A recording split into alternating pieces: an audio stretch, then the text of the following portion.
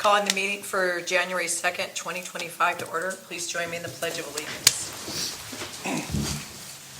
I pledge allegiance to the flag of the United States of America and to the republic for which it stands, one nation, under God, indivisible, with liberty and justice for all. Sorry, Director Berber, giving us time. Oh, it's okay.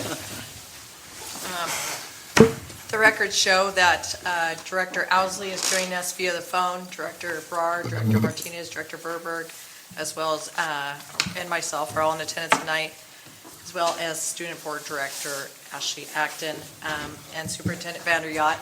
Kyle Tucker is absent with prior notice.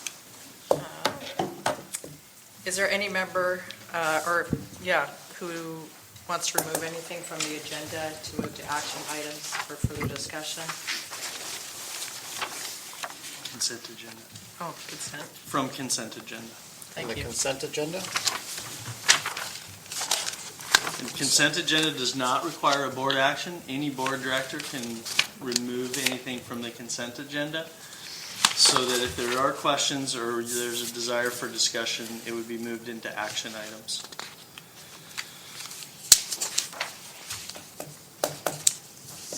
Oh, the interdistrict agreement is on the consent agenda, okay. No? Okay. I'll entertain a motion. The agenda. To approve the agenda? I move to approve the agenda as presented. I'll second. Motion and seconded. All in favor say aye. Aye. Any opposed? Thank you. Any opposed? Seeing none, motion carried with a voice vote. And moving on to good news. Go ahead. Yeah, lots of good news. I'm not going to read through the whole list. I'm going to kind of highlight the holidays are a time in which many of our schools and students work on supporting others within our community. And so the Fisher relationship with Hope Lutheran Church provided food boxes. I believe this is part of the Backpack Buddies program that also operates at Isom and Bernice Vosbeck Elementary School. But many of our families depend on school breakfast and lunch, and so these organizations work to provide large packets of food for students to take home over the holidays. And so we appreciate those partnerships and the work of those schools. Fisher also did a Blessings Bag Day, encouraging families to donate toiletries and essential items. FBLA students at Linden High School helped the district's food service department. Oh, sorry, I'm bouncing around a little bit. We also distributed many gifts through Family Community Services over the holidays, and prior to that, Thanksgiving meals, and a lot of community partnerships are tied into those services. And then the Linden Middle School students had their major food drive take place, and over 2,100 pounds were donated to the Project Hope's food bank. And so again, many of our other schools did things on the last good news. I want to make sure we recognize the ones that were taking place prior to the holiday. FBLA students from LHS did something kind of cool. They basically worked with the food services to organize a student taste testing event during lunches. And so they set up 3 different potentially new projects, even more than 3, but I think they had 3 things and they had different sauces. And then students came and taste tested and leveled votes. Did you participate, Ashley, at all? I did. Did you see anything to add to it? I really like the Greek salad. Okay. Yeah, I think there's like 6 different things that we were trying. It was really well organized. And, they had like a QR code that you scanned, and you like did 5 stars for each one. It was really cool. It was cool. Good. Yeah, I saw images of that on our... Yeah, I saw that too. Yeah, that was cool.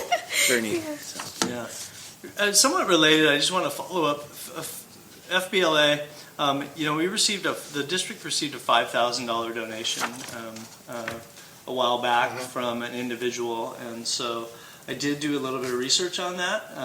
I still have not talked to the individual, but the research is that he's a former Linden student graduate that was in FBLA. and it was either 2016 or 17 graduate. And part of FBLA is you need to develop a business plan. Well, he took that business plan, and when he graduated, he implemented that business plan, and he ended up in a business that has been very successful.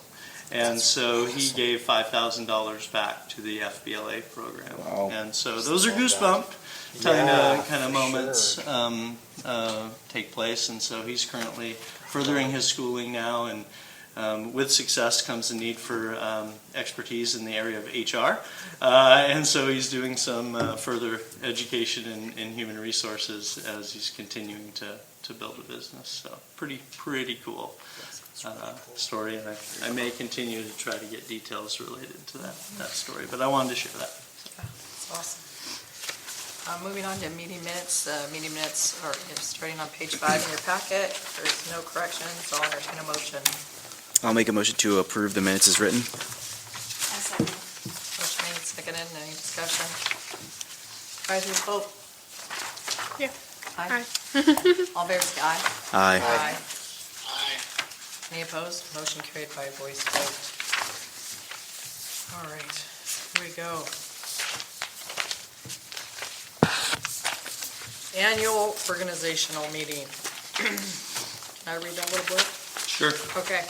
Policy 1210 states that at a regular meeting at which newly elected board members are seated in election years, and at the first regular meeting in December in non-election years, the board will elect from among its members a president and vice president to serve one-year terms. At the meeting held, on last meeting, December 5th, 2024, the board agreed to move the election to officers to tonight's meeting so that all board members will be present and there will be a majority vote for each position. I would like to call for nomination for president to serve a one-year term. I'd like to put that out there for you guys. Yeah, I'd like to nominate Director Verberg for president. Okay. And I would like to nominate, did you accept the nomination? Sure, I'll accept the nomination. Okay. And I would like to nominate Director Owsley for president. Do you accept the nomination, Director Owsley? Yes, I do. Okay. So Any other nominations is there any other nominations? for president? Okay. Seeing that there's nominations for both Director Owsley and Director Verberg, let's do a roll call vote, which does not require student board participation. So Director Verberg. We need to make a motion To to approve the nomination. Even though it's right here. Yeah. Thanks for that, Kelly. Yeah. I'll entertain a motion for the nominations. I make a motion to approve the nominations. I'll second. Thank you. Any Motion made and discussion? seconded. Any questions, discussion? So it's going to be a roll call vote. Just going to start down there, come this way. Can we go the other way? Say the name. It's up to the president. Is that okay, Do- President? If we go the other way? No, I like it this way. Let's start with you. Director Verberg. So roll call vote for the person you want? Yes. Okay. I'll vote, I guess I'll vote for myself. Okay. Director I'll Martin. vote for Director Verberg. Okay. Director Bart. Director Verberg? Okay. And my vote is for, Director Owsley?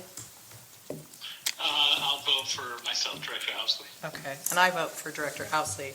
So seeing that the majority is for favor of Director Verberg to serve as our next one-year stint president, congratulations, Director Verberg. I'm going to switch spots, sir. We're going to move and make that transition right now. Leave your script here. No, I wasn't prepared for that. You can bring your things with you. Congratulations. You're going to do a great job. Oh, I know. I sound like a fraud. Get your stuff. Move on. Get the stuff out of here. Yeah, just shake my hand. Thank you for sharing. Yes, you're Okay. welcome. I don't think they'll be confused. I had the privilege to share something. What's that? Can I share something? Of course, absolutely. Yeah, just while we're transitioning, I just would like to pass along a thank you to Director Hickman. There was a significant transition that took place in Linden School Board and required a person to step into a president role that had not previously served as an officer, and so we found ourselves, along with Director Owsley as the vice president, kind of storming and norming and figuring some things out, and I just have appreciated the learner's approach, the open mind to change and to growth and transparency, and just appreciate Director Hickman's leadership of the Linden School Board. And Director Berber is going to learn it's involved. Yeah. And just at a personal level, I just appreciate the interactions and the time we've spent. Thank you. I learned a lot, and I appreciate it as well. It was quite growing. So, that's good. Yeah, I'll just add, I'll just reiterate what Superintendent VanderYacht said. Really appreciate you stepping into the role, Director Hickman, and the great job you did over the last year. So I hope I can do it justice and take the baton. And I also appreciate and I'm humbled by the fact that I was nominated for president, and appreciate Ken too. Ken would have been great too, but I feel honored that I was nominated. So I really appreciate that, and I hope I can do the role justice as well. So thank you so much. So next is Vice President. So you were here. Okay, I will now accept nominations for Vice President to serve a one-year term. I would like to nominate Director Owsley to serve as vice president. Ask him if he accepts. Do you accept the nomination, Director Owsley? I do. Okay. Any other nominations? Was there a second? We're getting the nominations first. Okay, all right. Any other nominations? Okay, do I hear a second? I will ask for a motion. I'll ask for a Approve the motion. nomination. I'll make a motion to approve the nominations. Okay, A second. second? Okay. Discussion. Any discussion? No, the reason I think I'm happy also with this choice is just, it does help having someone with that experience coming into it. For sure. And there's a lot of things that Ken offers just with his other knowledge, his work knowledge, that was super helpful. So I think you guys are going to do great. Yep. All right. So it is a roll call vote. It's a roll call vote. All right. So we'll do the same thing. No advisory vote. We'll start with you, Director Hickman. I nominate Ken Owsley. I hope he gets the position for vice president. I'll vote for Director Owsley. Okay. I vote yes for Director Owsley. Okay. My vote is for Director Owsley. It's unanimous. Yourself? Oh, Director Owsley? I will vote for myself. Yes. Okay. Sorry. Yes. Unanimous. Okay. Great. So the motion is carried by a voice vote. Director Owsley is elected as the vice president for 1 year. Congratulations, Director Owsley. All right. Any words, Director Owsley, other than? No, sorry, it's kind of difficult this way, so. No kidding. I agree. Be quiet. Okay, sounds good. Okay. The next item for discussion is the board meeting schedule. Our current meeting schedule is the first and third Thursdays of each month at 6:30. Is there any interest in modifying our schedule? Discussion. No? I just a question. Superintendent VanderYacht, did you feel like it was just the second, fourth Thursday over the years has just been a better fit with more people present, or is it the same? I think it's hard to know what causes people to be present. Okay. I don't think. Yeah, I think this meeting falls on an odd date. And then, we were so used to the second, fourth, we kind of missed kind of addressing that November, December, because the second and fourth, we always really did kind of one in December or one in November and one in December. And so it just, we'll be able to make the adjustment a little bit better going forward if we keep it the 1 1/3. The second and fourth fell in nicely with those 2 months. But Okay. not necessary. Good. Any thoughts from any of the directors? No? I mean, other than Ms. Acton is here on Yeah, her break. I have no thoughts. okay. Okay, Director Owsley? Any thoughts on the I schedule? think the schedule is fine. Okay, I agree. Okay, so, I don't think we need a motion to change, we're just gonna go on to the next one. Yep. All right, so the next, we're gonna talk about, committee assignments for 2025. The board understands that all of its work can be done in regular scheduled meetings, so, we dedicate time and focus on issues. We have to form committees for the purpose of preparing recommendations for actions to be taken by the full board. Board committees never act in place of the entire board. No more than 2 board members will serve on any board-appointed committee. The intent of tonight's discussion is to establish committees for 2025 and provide an opportunity for board members to share which committees they would be interested in serving on. The board president makes appointments, and I will work to do so for the January 16th meeting. A summary of board committees is included in your packet on page 12. Our current board committees are facilities, finance, legislative, teaching and learning, and superintendent evaluation. Is there any interest in removing or adding committees for 2025? I know WIAA, is that one we missed? WIA is a representative that's Okay. elected. Okay. It's not on this Got it. cycle. Okay, that makes sense. And legislative representative is an elected, Okay, and it is also not on this it's cycle. not on this, okay, so those are gonna stay put for now. Legislative representatives. Right. Now, the board decided last year to add a legislative committee, Oh, right. which added Director Verberg to the legislative committee with Director Hickman, who serves as the legislative representative. And that was a 2-year term, and so she'll start her second year as the legislative representative. And it'd be my recommendation to include that position as part of the committee. Because otherwise, Can you remind me, who was the legislative representative before Director Hickman? So before last year? Director Costanti. Which typically was the president The that held president. that role in the Yeah. past. Typically, but not necessarily. Yeah, doesn't have to be. Yeah, okay.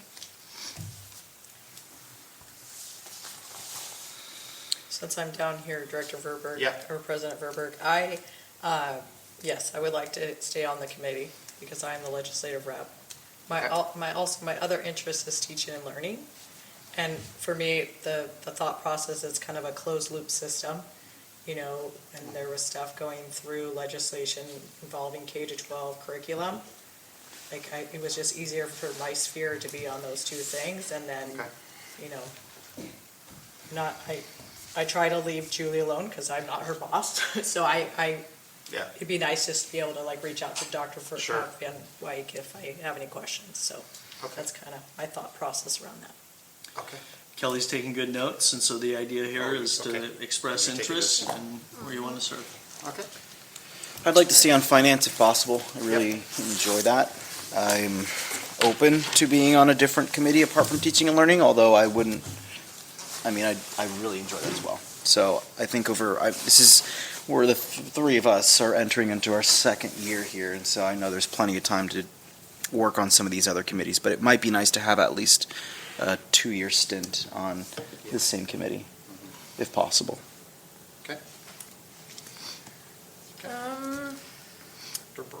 Yeah, I am interested in the legislative committee as well as the evaluation committee. So getting out of the teaching and learning and the facilities into those 2, evaluation committee and the legislative committee.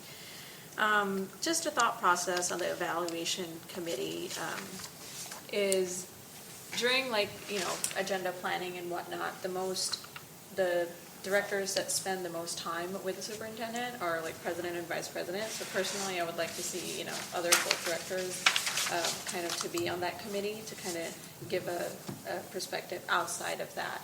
And how does that work translate to other people who don't, are not able to spend that much time with the superintendent in terms of planning and whatnot. So that's my rationale behind the evaluation committee.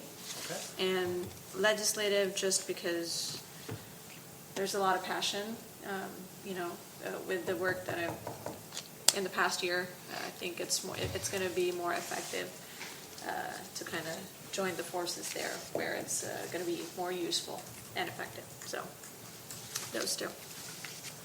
And you can express interest in more than two as well. But, Director Owsley.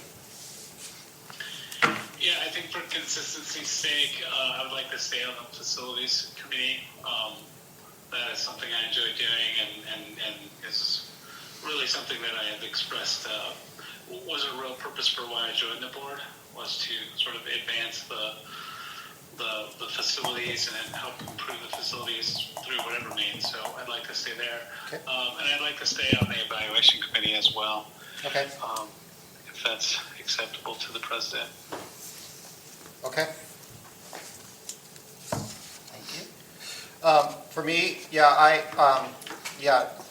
understand there's lots of interest in these, but for me, especially being my first stint on the board, I'd actually like to stay, similar to what Director Martinez said, certainly on the finance committee, because I think I don't think 1 year's enough to build an understanding. I'm still trying to figure that out. And then just for the sake of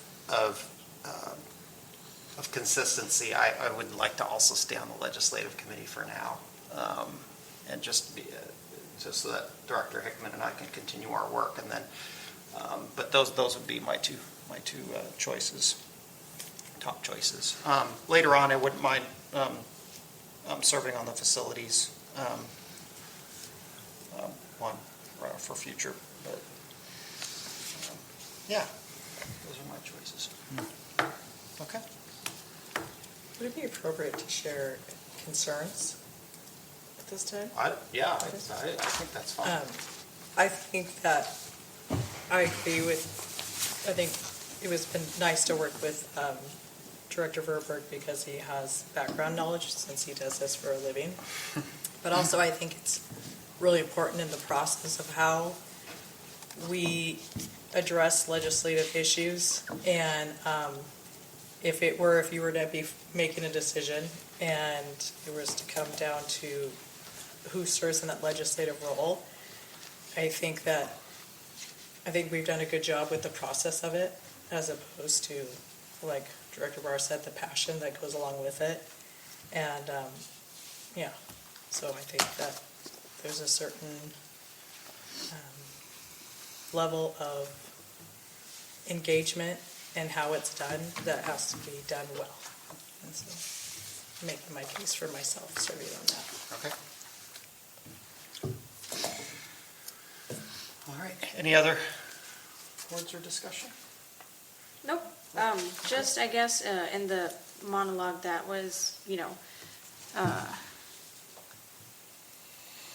that was read before this, is that the committee works are basically, essentially, the work of the board, right? It just shares the load. Because in the past, let's say, in the past, as far as like, if there is one board director or two board directors who would like to have more information on, let's say finance, even though I'm not on that committee, there needs to be an understanding that there's nothing, that is outside of any kind of scope that would, stop from being privy to that information, because it's the responsibility and job of every board director. So just that understanding, I guess, in a little bit of detail, but yeah, sounds good. What I was whispering is it's not the work of the board. You have to be careful with that. So I agree with that last part, but that statement of the committee is not the work of the board. Technically, right. Technically, It work can't of the be, board. right. It cannot be the Yes, work of the right. board. Right, So that's what was said, right? Yeah, but It I thought I cannot- heard you say that Oh, no, I you agreed, said it actually. the other way. Yeah. And so I then- agreed with what Yeah. was said, kind of, that the committee is not going to be, Yeah, there Like should be the- no reason why an individual board director should not be able to receive any information that is requested. There's times in which, there's a process in which doing that. There are times in which feels like it's too much of a burden. We have some language, if too much of a burden on staff, then it goes through the president. But otherwise, yeah, I hope everybody's experience has been receiving the information. I would agree with that. Yeah, it says board committees never act in one place of the entire board. right. So, okay, great. All right, thanks. On to the next thing. What's next on our agenda? Consent agenda. Consent agenda. Okay. So the consent agenda is in your packet starting on page 13. I'll entertain a motion to approve the consent agenda. I'll make a motion to approve the consent agenda. I'll second. All right, voted. Seconded. Okay, the motion has been made and seconded. Advisory vote? Aye. Aye. All those in favor say aye. Aye. Aye. Aye. All right. The motion is carried by a voice vote.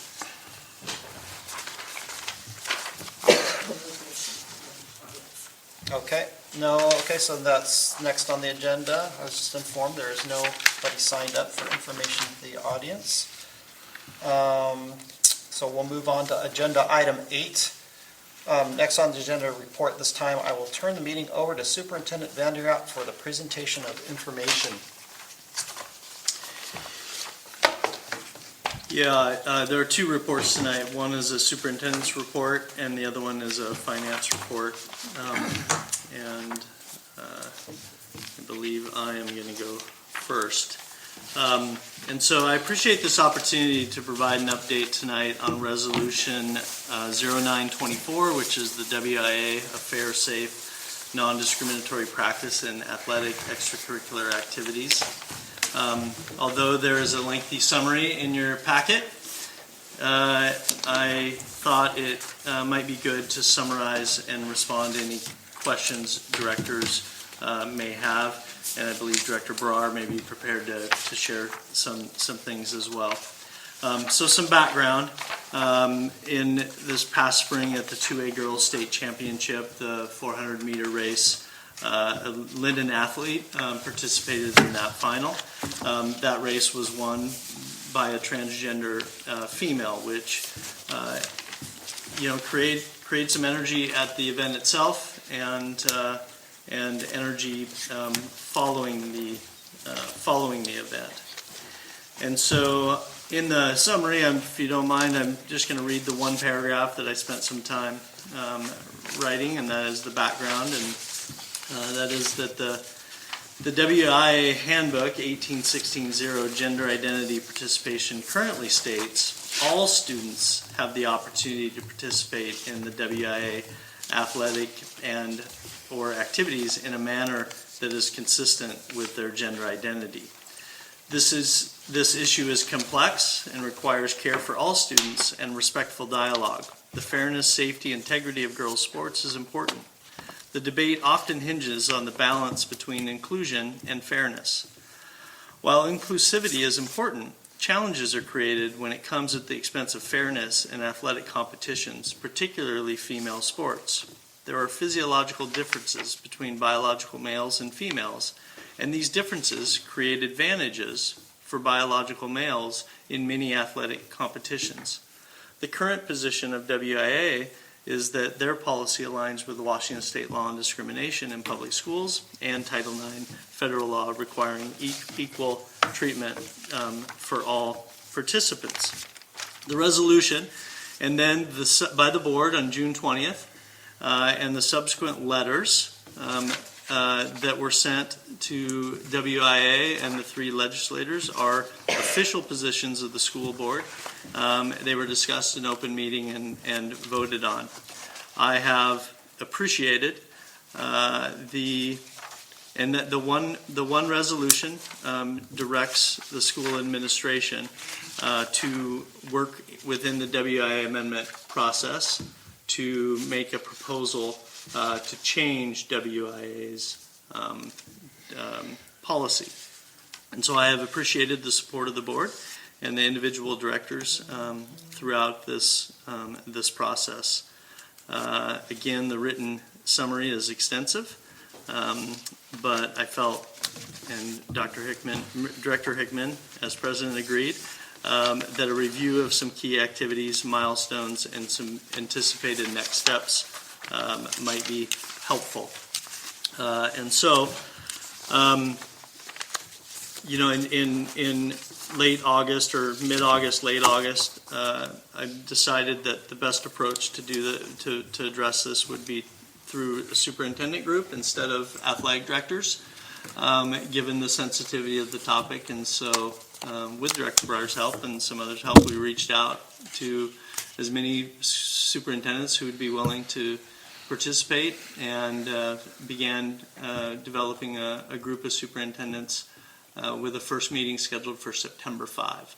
And so facilitated that meeting and started with, and using language from the resolution, started talking about this interest of respect and dignity of all student athletes, at the same time see if we could address fairness particularly in girls sports. And so we had 21 superintendents on the first Zoom call. I would say generally on our Zoom, and we did every week.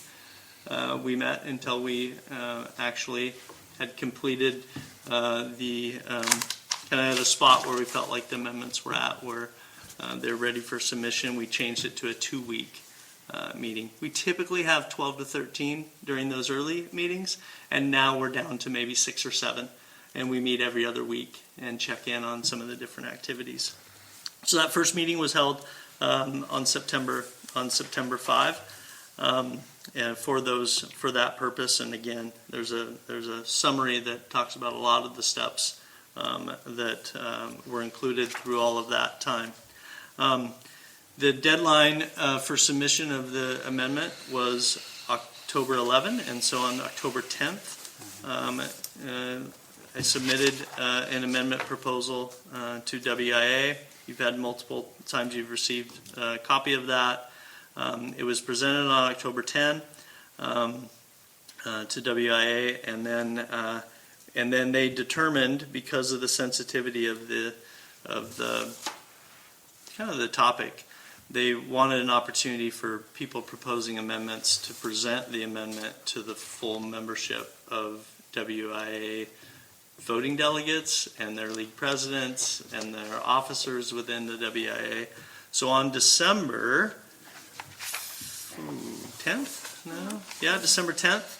I presented the amendment. And that amendment, by the way, was supported by 13 other schools. You had to have 4 sign on, but we figured let's just get as many who want to sign on, and a number of districts were wanting to do that. And so presented that. There were about 105 people on the Zoom call. They were all the voting delegates for the WIA, but they also include all the league presidents. There were a few school board members that were on there. Director Breyer was on for the Linden and Eastmont presentations. There weren't a lot of questions, but there were some, and it allowed the opportunity for it to be presented. WIA, they didn't tell me this, but WIA at that time then released them publicly, and then we saw a lot of media start coming out on that. It wasn't real accurate at the beginning, but then we worked to try to clarify accuracy. But there's been a fair amount of media coverage, and I view that as a very positive thing. One of the goals of that superintendent group was to try to move this conversation forward, and that is happening. It's happening across the state. And so the way this works then is on January 27th, it's called a Winter Coalition. The WIAA has 53 voting delegates, and they basically come out of the WIAA districts, and there's 6 of them, I think. 6 districts, and so each district has voting delegates. Our district has 4 high school voting delegates and 2 middle school voting delegates. And so what's going to happen is they're going to come together on January 27th. They're going to receive officially the amendments. There'll be some discussion and dialogue about the amendments. And there's another one that's not related to gender participation, and that is transfer rules. That's getting a lot of attention in the state as well. But then, in addition to those 3, there are 12 others or 13 others. And so what happens at Winter Coalition is that body, that 53 members, decide whether or not to move the amendments forward to a vote, which would take place April 9th through 18th. And so they may adjust and change some of the language within the amendment, but they're going to figure out whether or not they're going to move the amendment forward for votes. And then what happens after January 27th for those amendments that are moved forward, proposed amendments that are moved forward, is schools, leagues, districts, meaning WIA districts, are working out what their votes are going to be. And so each district can do it a little bit differently. They all have their own bylaws on how they're going to have their delegates vote in April. But that is the major kind of next step. There are 2 organizations. There are many organizations at WIA that are partner organizations that also have opportunity to give advisory votes. And 2 of those are, one of those is a superintendent advisory committee, or so through WIAA, which is the organization. We elect WIA representatives for a superintendent's advisory council, and that's a 12-member superintendent group that has met once but will meet again, and they will then give an advisory vote to those 53 voting delegates. And whether it's up or down, whether it's, hey, our vote is 8-4 in favor, or I don't know how they do it, but somehow, some way, those voting delegates know where that superintendent advisory group will fall. The other group is called an IAC, and that is an Interscholastic Activities Committee, and that is a group that's representative of WASDA. And so each school board district elects a representative for the IAC. And so we're in District 1, you're in District 1, and so that representative was elected this year and is a Arlington School District Board of Directors. And so then that board director is part of, I think it's 13 members, and so then they'll be reaching out to boards regarding boards' positions on the amendments. And so what's in their black box on how they determine that they're going to vote is not known by me, but I think Director Brar probably may know that information or could find that information out. But those 2 entities, I think, become important as part of this process. And then I'll speak to. There's been a lot of kind of discussion and dialogue around will the WIA move forward for a vote of its 53 delegates if their interpretation is that it's not within the legal parameter, if it's not legal. And so our superintendent group has worked really hard to communicate that our interest is that they not make that decision until after a vote takes place. And one of the things that we need to work on is making sure that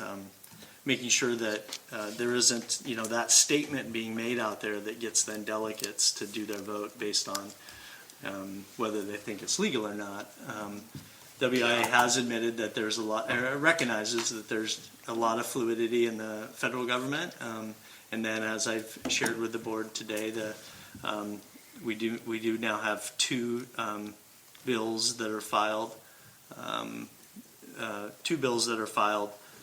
That would, potentially open pathway for the proposals to be legal within legislation. But that's a long process, complicated process, and we'll go through a lot of different iterations.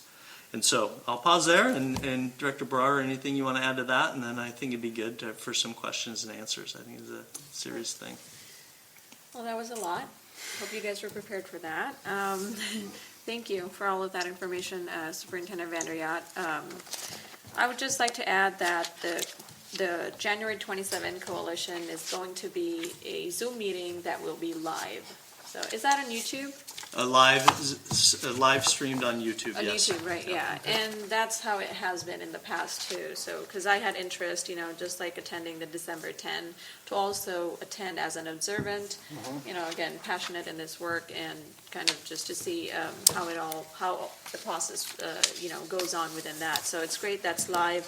The April 9 to 18 voting is online, just like how we voted for elections in WASDA, so it's online during that week.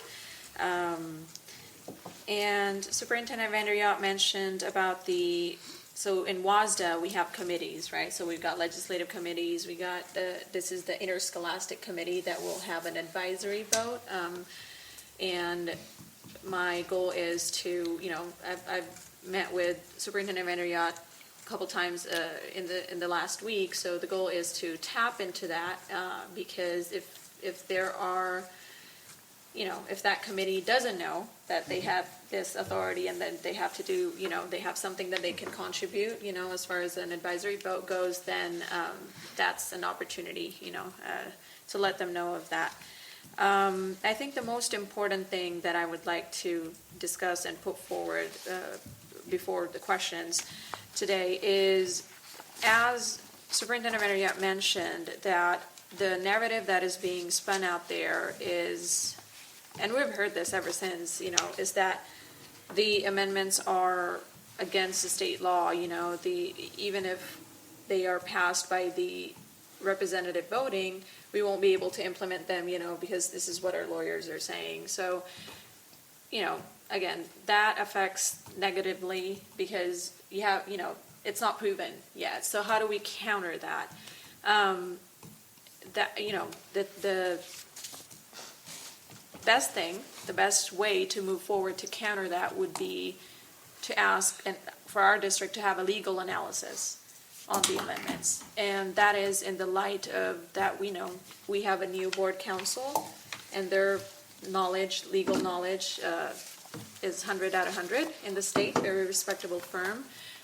So, we need to use the tools that we have in our, as a resource so that we can help further the support for the amendments. So I would say to that, I think that's a great idea. My concern with that would be just even the way that's being proposed is almost as if what if the legal counsel comes back in a different way? That is not what you were anticipating. Then We'll have the choice to not make it public or not public. make that public? I guess I'm in the spirit of wanting things to be transparent and fair. I think it would be maybe ethically wrong to look at legal counsel in hopes of it going a certain way for us, and if it goes a different way, then to not publish that. I think that we're. Can I jump in for a second? Yes. When you're done, Danny, I want to respond to what you said. So Yeah, I just sorry don't. to cut you off. I don't know. I don't know if I'm fully sold on that. I would need to be a little. I would love to discuss that a little bit more. Sure. Is kind of the perspective where I'm coming from. Sure. Yeah, go ahead, Director Owsley. Yeah, Okay, did you have something to say? no. Okay. Well, wait, it is superintendent. I would caution the board that it is not a workshop, but That's right. that it is that we are given a report and given information. I think what's shared is great. I just want to caution the board not to get in too long of a, I think this, I think that. Legal And, discussion, yes. you know, we share some things, but, Yep. and we have lots of time on it. I mean, we have time on this one a little bit. So anyway, go ahead. Sorry. Yeah, no, I feel like I shouldn't say what I was Yeah, about to I know, say, sorry. But Go for it. I'll say it anyway. I'll say it anyway. So I understand what Danny's saying. I don't think that there's any. I think we should have another look at the amendments by another law firm. I don't think that hurts anything.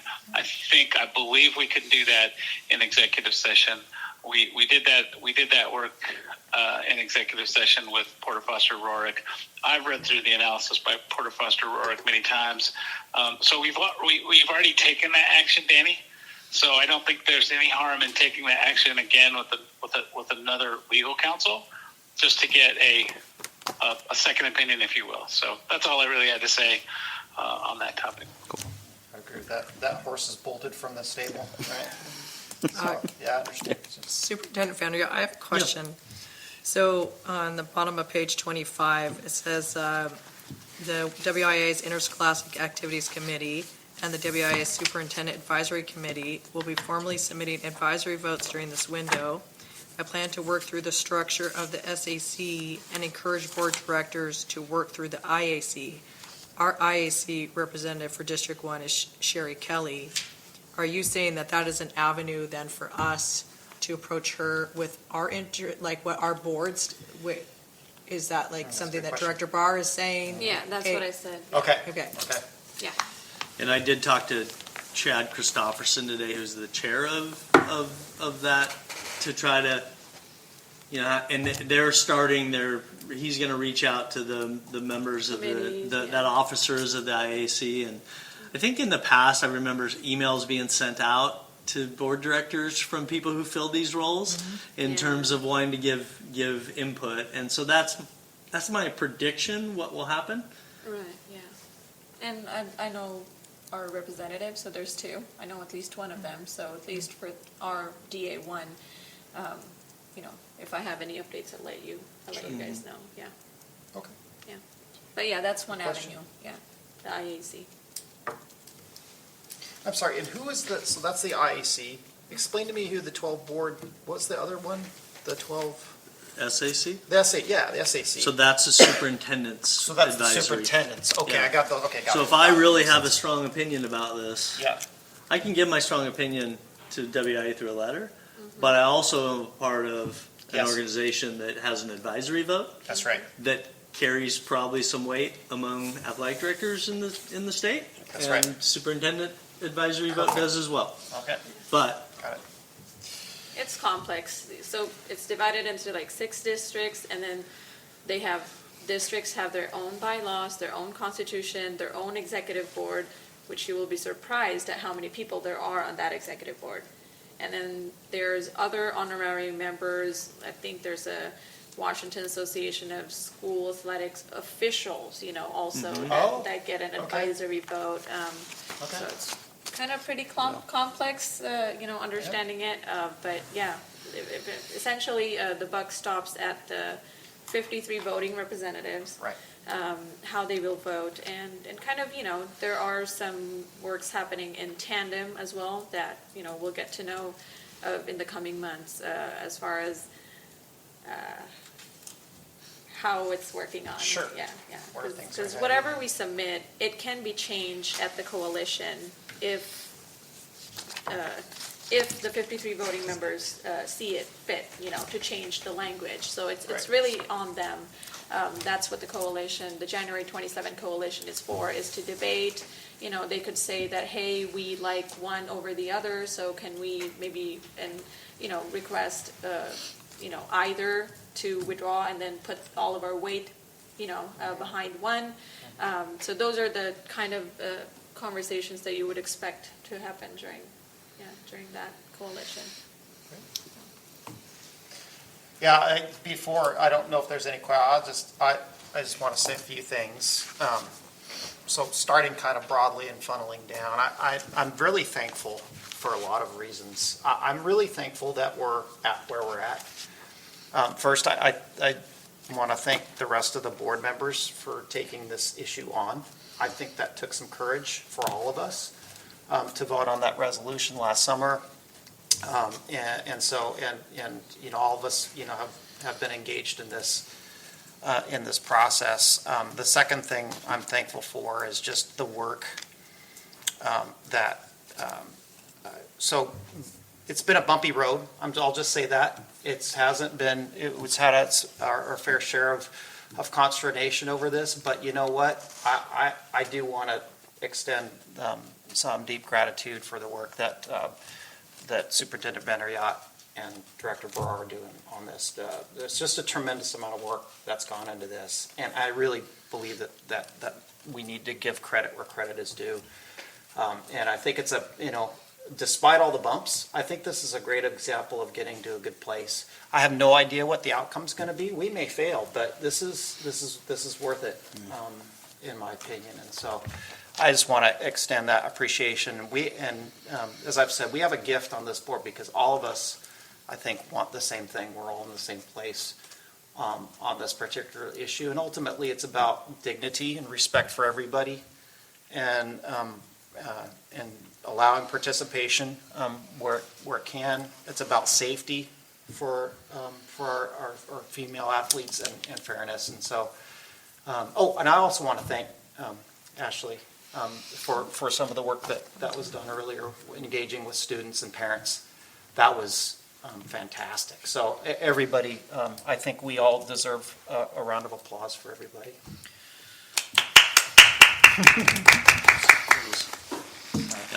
Appreciate that. Oops. Okay. It will continue to be quite involved. I do think a lot hinges on the legislative session. Yeah. I will say, from my just personal experiences, is anytime I've been able to have a conversation with a person, it doesn't matter what their position is in terms of their advocacy or strength of an ally for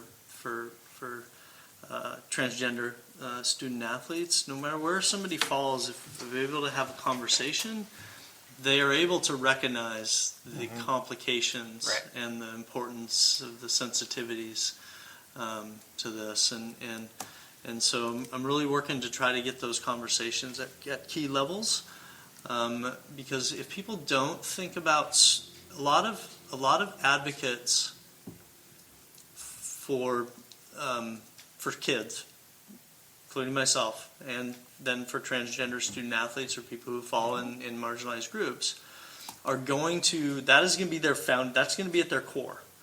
And so if they don't think of things outside of something like, if they don't think about athletics, they always will go to, no, I'm going to support and then my ability to be able to then say, yeah, and here's what I've observed, and here's what I predict is going to happen over the next few years. That's going to create challenges, and we may share the same level of concern, but have a little more knowledge on how it's playing out in athletics, and that has always been able to allow a person then to kind of process and think differently. And the more we can do that, I think there's going to be more of a movement toward eventual change when that happens. So. All right. Any questions about anything in the summary or? The summary is great. Yeah, it is. And bottom of page 5, the state's legislative session, I am participating in at least 2 bills and encourage our board's legislative committee to engage. Do you insert those two specific numbers? Other than the 5097 or whatever. The other one, I didn't. it's what's the name? Fortuna? Fortunato.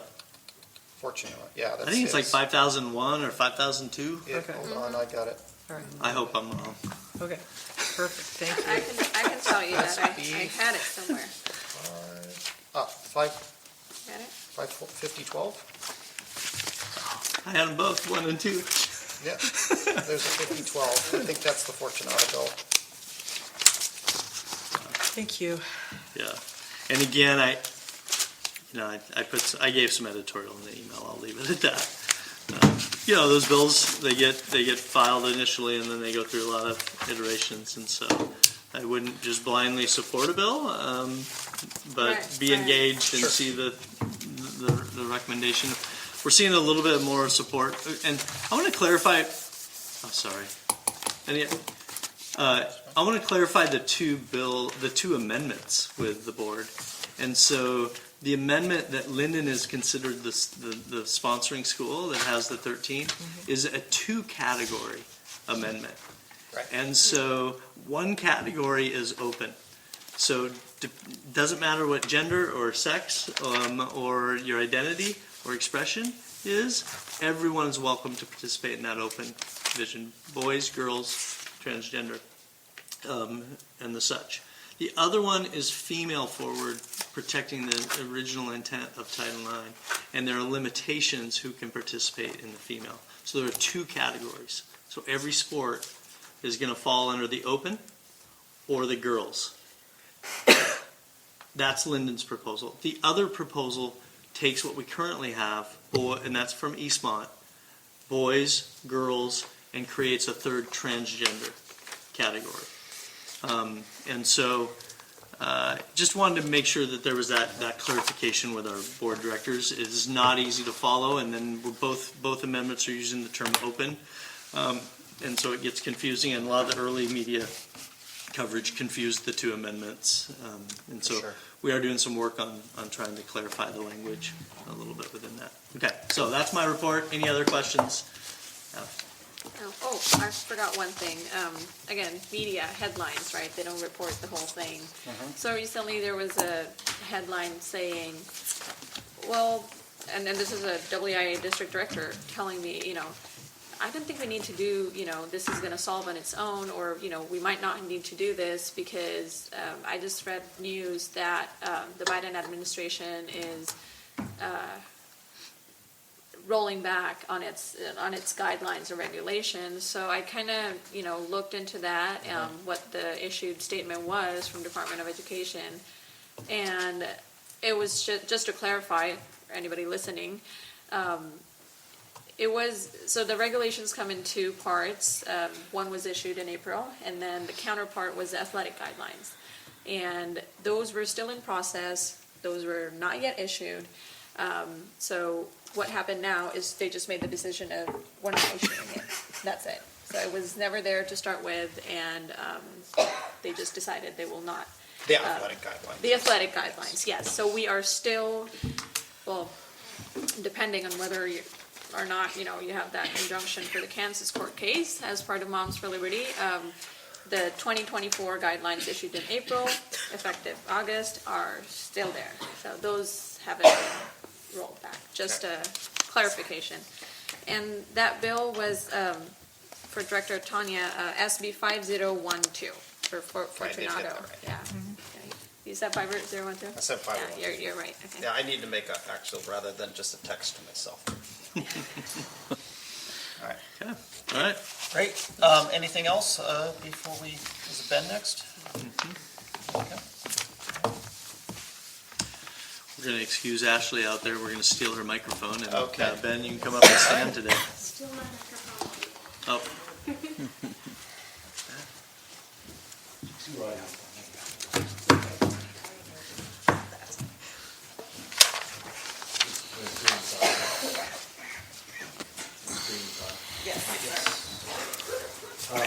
Before I get started, any questions? Yeah, I just got the videos on. So it's okay, I just want to speak it over you. I will probably have questions later, but yeah, please. Okay.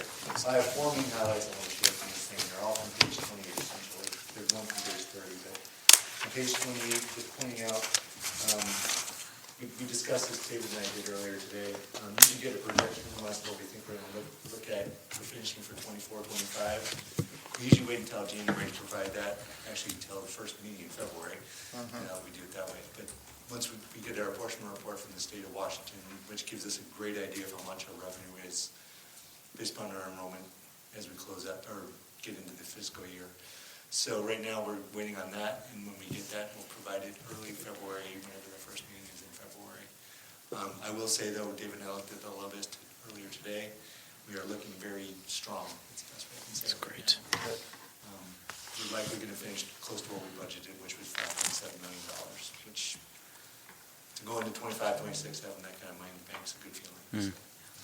So that's just one thing I wanted to make. The next one- That's the fund balance, is that what you're saying? Okay, got it. Which would be about 11% again, just to share. Yeah. We finished up Yep. that number. Next one I want to share a little bit is, I think David put in the notes I saw, but we have our audit scheduled starting on January 21st. My guess is that we'll talk to one of the school board members, I'm not sure who I want to talk to, but they usually just ask questions about internal controls. How do you feel about information coming from our office, et cetera? So be aware that someone might be part of that. Okay. They're usually on site for about 4 to 5 weeks. We're lucky this time, they're only looking at 2 things, just financial reporting, how accurate are our numbers, and how strong are our controls around federal money. In both, I feel very confident right now. I don't anticipate anything alarming from that. That said, we have an audit exit conference usually in the middle of March. Usually they ask for 2 of you to attend. If it's more than 2, then it's a board meeting, which means then we can't refute anything in the report. So I encourage this too. Is it the same audit team then? Usually it is. Good. They usually keep us for 3 years and then they switch it out so that they don't get too unobjective. Yeah, that makes sense. That's good. So we're looking forward to that. We're first on the list on this side of the state. So we'll see how that goes. The next one I wanted to just share, enrollment, we couldn't do anything with December's enrollment yet because the report hadn't come out by the time this came out to you folks. So our enrollment is through November at this point, over 36 kids above where we budgeted, or excuse me, above last year. Yeah, and about 25 above budget. So we're in great shape both ways. Then if you can go to this page, which is page 30. Let's see, you open that page. Yes. I want to make sure I made a comment about one thing. I'm very good at budgeting, but I think it's something in 24, 25. Our debt service fund, we pay off debt that goes all the way back to 2009. We have a thing called a QCSP. Jody has to explain to me every time. I have no clue what it is, other than it's a non-interest bearing note that we purchased way back in 2009. We are paying it off. We paid it off in December, actually. But I did not budget for the payoff of it. We have all the cash already in secure, so it just is not on my radar screen to budget for the expense that we have to record the accounting of it. So we'll probably have to do a budget extension. I haven't had to do one since I've joined you, but I guess we'll have to do one. And we'll probably have to do it before a budget adoption because our last principal payment of any kind of bond is in June. And we probably won't be adopting our budget until August. And by law, we have to not have something we overspent before the board approved a budget extension. I don't know if that makes sense. So is this like a balloon payment of some kind? We went out and got $500,000 in non-voted debt back in 2009, and the purpose was to do some roof work, I believe. Okay. It's a long time ago, so forgive me, I don't know the answer for that one. But we've been putting money aside every month to pay it off. We have $500,000 in the bank to pay it off. So Got it. It was just movement of cash, but we just I hadn't done my job, which is to budget for the payment of it. Okay, but that's not the whole 3 million, it's just. No, Okay, that's why I put that comment there. Got it. It's only $500,000. okay, it's fine, okay, got The it. $3 million is the stuff we're already aware of. We are aware of that, We're okay. aware of the 5.2, but budgetarily, Yeah, I would say, based on looking at this, Ben, the conclusion would be that there's a $3 million payoff. And so, to clarify, this is a $500,000 Thank you. Right. expenditure that we did not budget for, Right, but the money is there. Yeah. Did we include the revenue in our balance, the 500,000, or was it somewhere where we didn't include it? No, it's already in cash. We've been transferring. it's been, Got okay, it. got it, About $80,000 a year for the last 5 to 10 years to have a bank sitting there to pay it off. got it. So it'd be like a whole home payment, and all of a sudden you're just gonna pay it all off at once. But you didn't account for it, and geez, I have all this extra. Well, that's right, I set it aside, but I forgot I was gonna pay it out. Got it. Yeah, Got it. Okay. so I do apologize.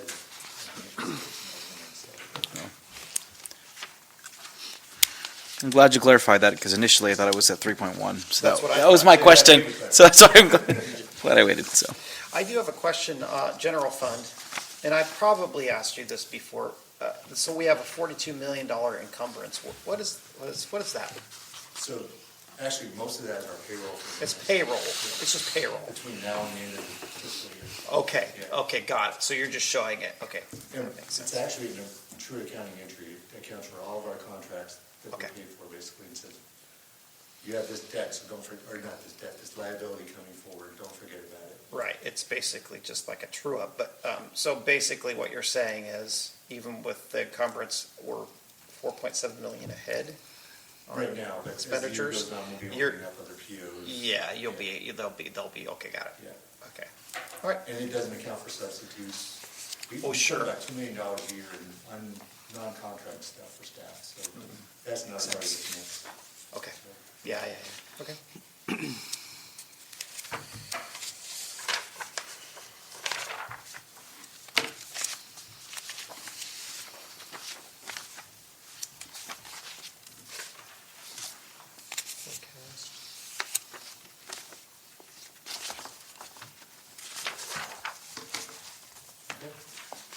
Got it? Thank you, Ben. Ben, That's our, it. our finance reports required monthly? Yes, as best as we can, depending on the board's schedule, that's why we do our best to just get things on the schedule when we can. And is this the monthly January? This is the requirement piece of it. This is the required, Like I said, as best as we can do. Yep. December, we just closed 2 days ago, so. Yeah, you don't have, yeah. Yeah. You don't have, that makes Yeah. sense. It's normally the third of March, I pick it up and get it open. yep. Okay, okay. Thank you, Ben. All right, we're okay to move on? Okay. Next is policies. Item 9, we will now move to policy readings. We have 4 first readings along with 3 second readings.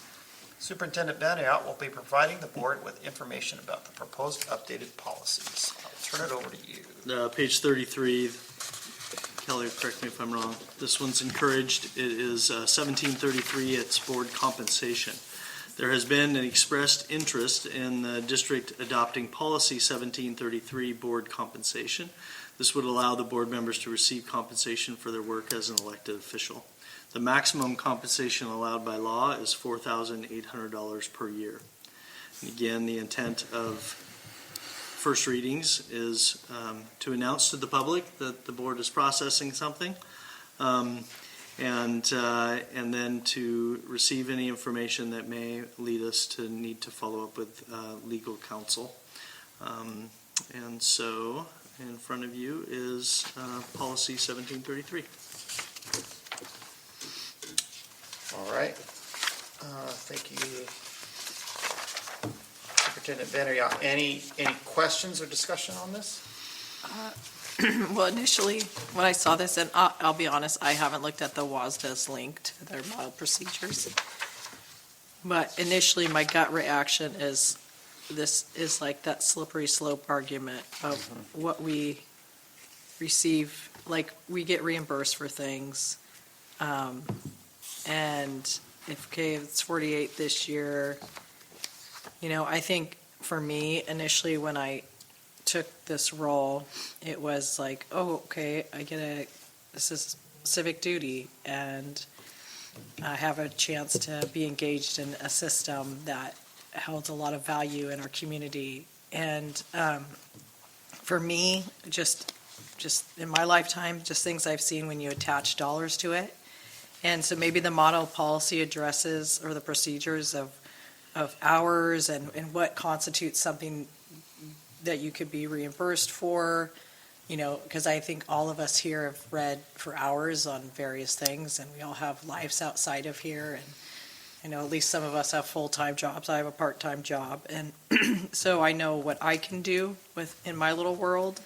And I just think, since being on this board and just discussions I've had with Director Owsley, is, that public trust that will be perceived a certain way.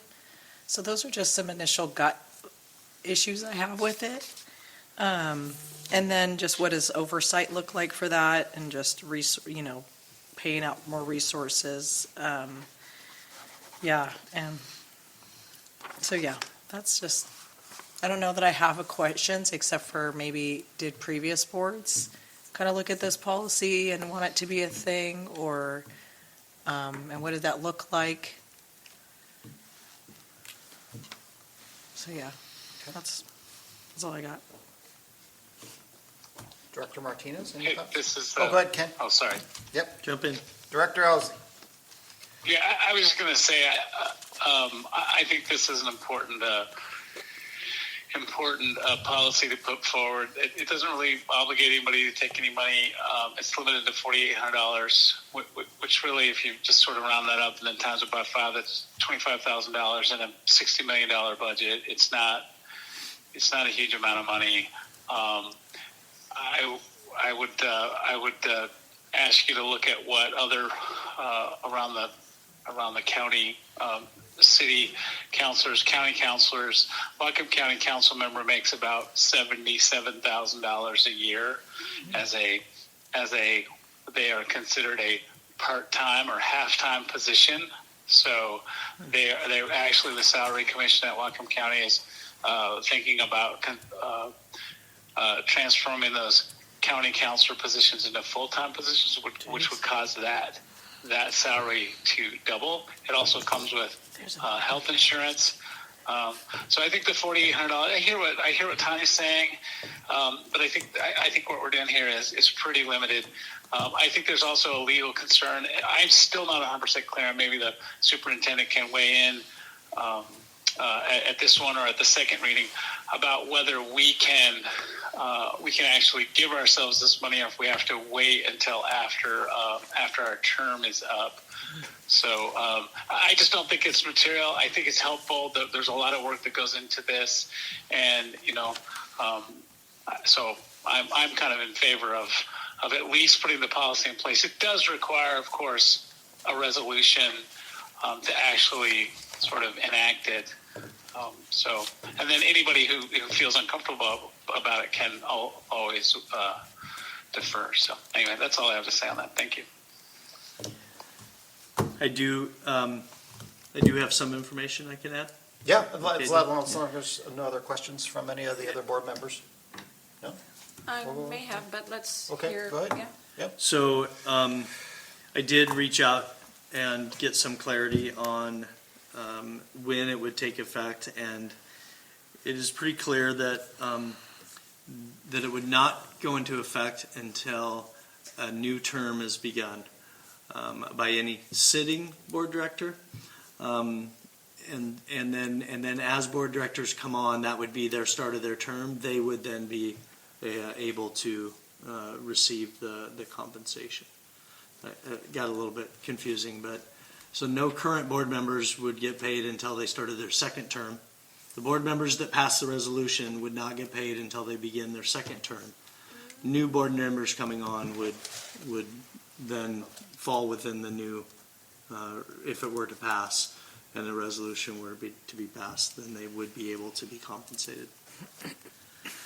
And this is, like this information, is it like in a RCW or something that we can refer back to, or? It is in an attorney general's opinion dealing directly with this. I can forward that to you. Sure, okay. Interesting. Yeah, the AGO, and so basically, the phone call, there's an attorney general opinion dealing directly with officers being paid. In that opinion, the AGO stated that board members can neither increase nor set for the first time compensation that takes effect in their current term. It can only take effect in ensuing terms. The opinion also addresses the situation you described. I had a phone conversation about new board members coming on, where some board members receive compensation and others don't. The AGO doesn't see that as a problem. Instead, it is a natural consequence of the forward-looking nature of that law. So yes, this compensation will not take effect until each board member's next term, regardless of timing.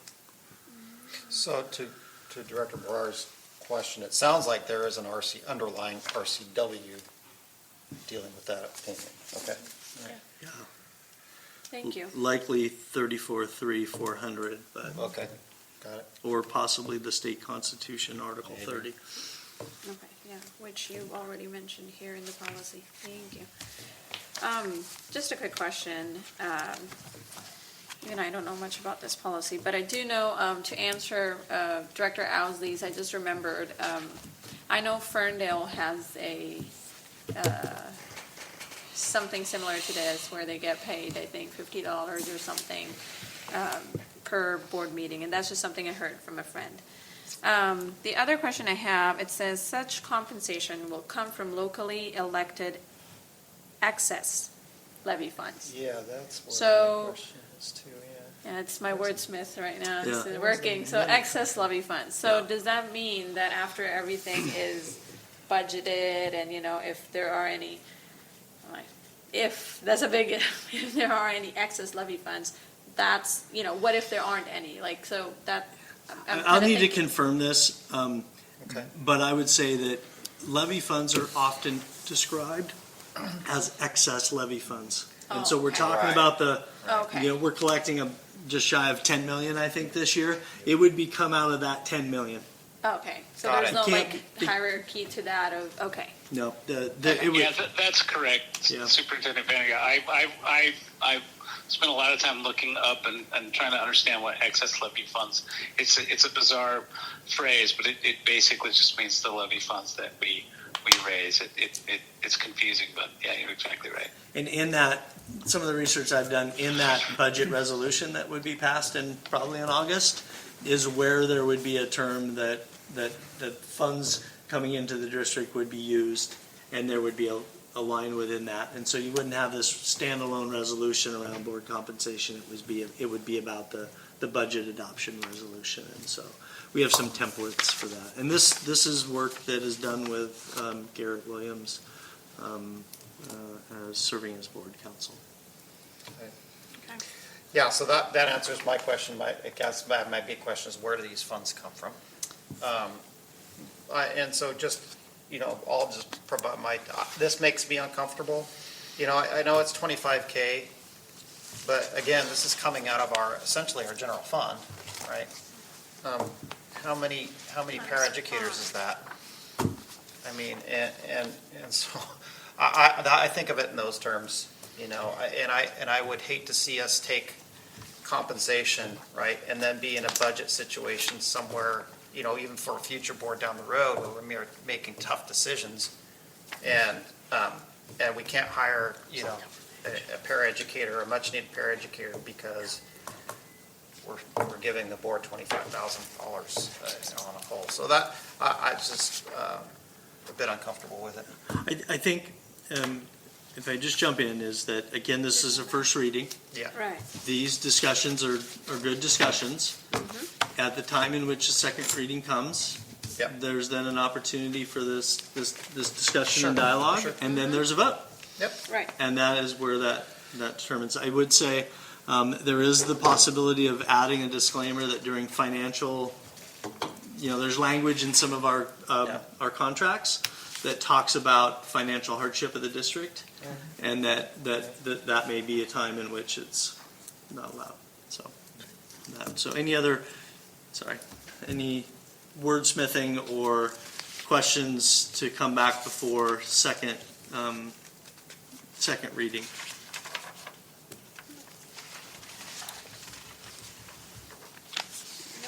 No? Okay. Well, I have all sorts of opinions about Right. the amount of money that certain individuals make. Not but here, I'm not saying, I'm talking about government. That's all, The man. the man. So next one is policy. You want to name it, and I'll read it? Yes, policy 2022, electronic resources and internet safety. So WASDA's revised policy 2022, electronic resources, internet safety, to include language referencing the use of artificial intelligence. Assistant Superintendent Dr. Van Wyk and Director of Technology Mark Brasso have reviewed the updated language and are in agreement with the recommended updates. Again, the intent of first reading is for the board to seek clarification, surface interest, and communicate wonderings that may or may not include the need for guidance for legal counsel.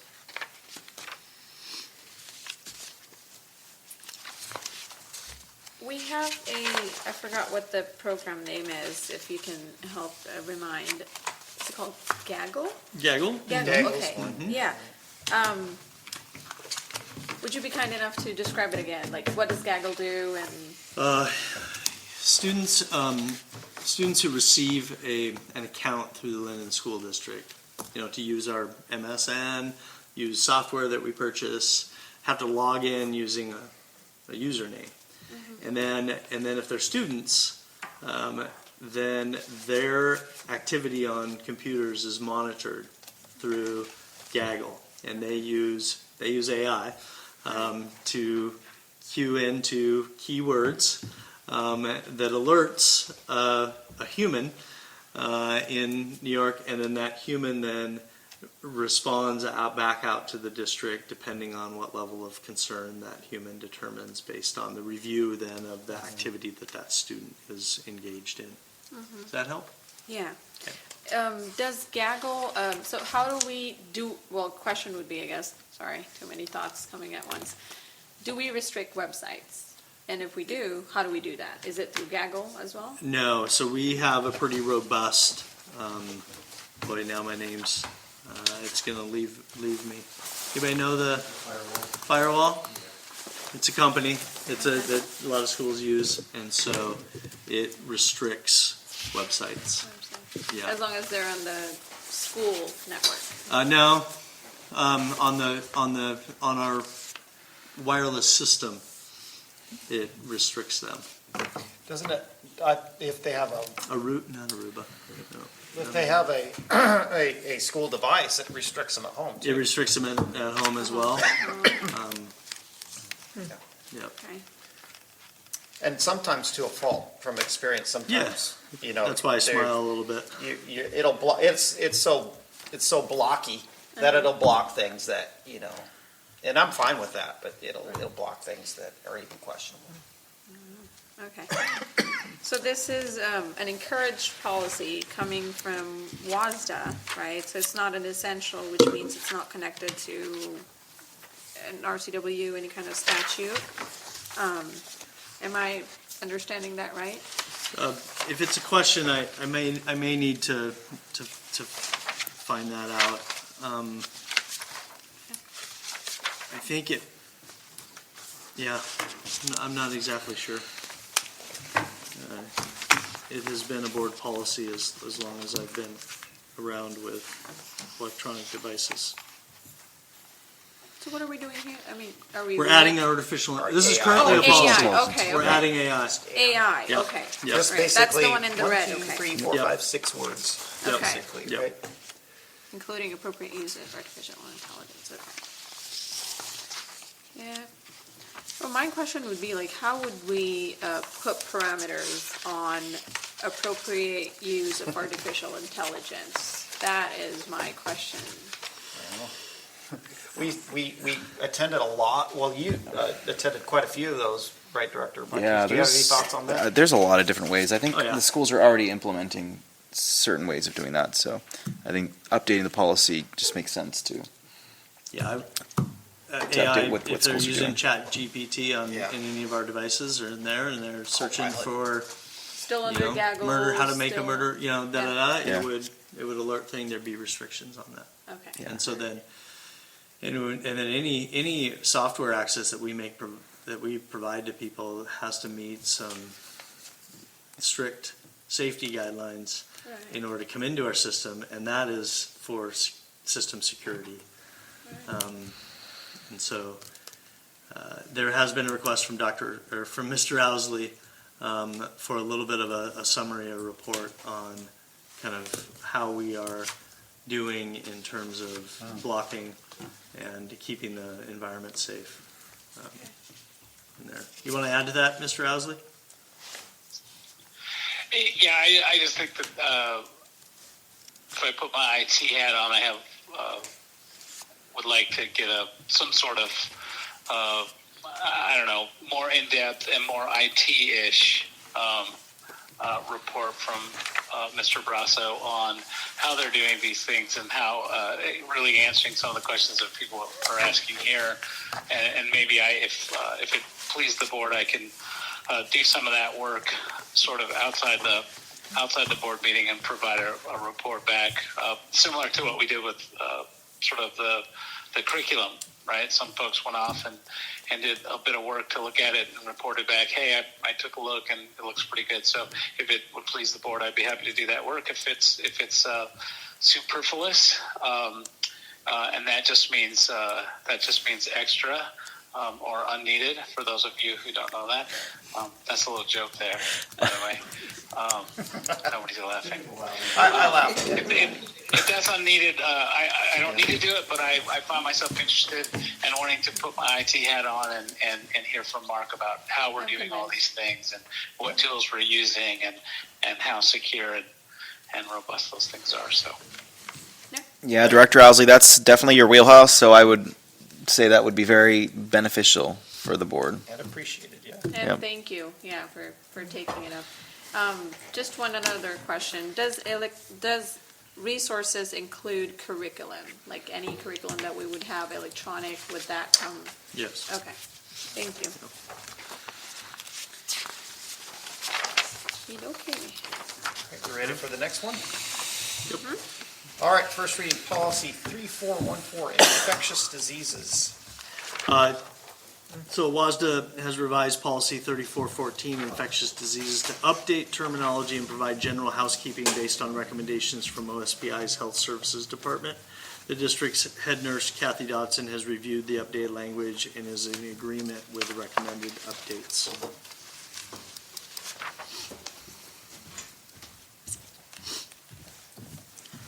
I mean, there wasn't, I didn't notice any big ones. I mean, struck OSPI out of this and physician in favor of a LHP, which is basically school nurse, right? Is that what we're, okay. Big change, okay.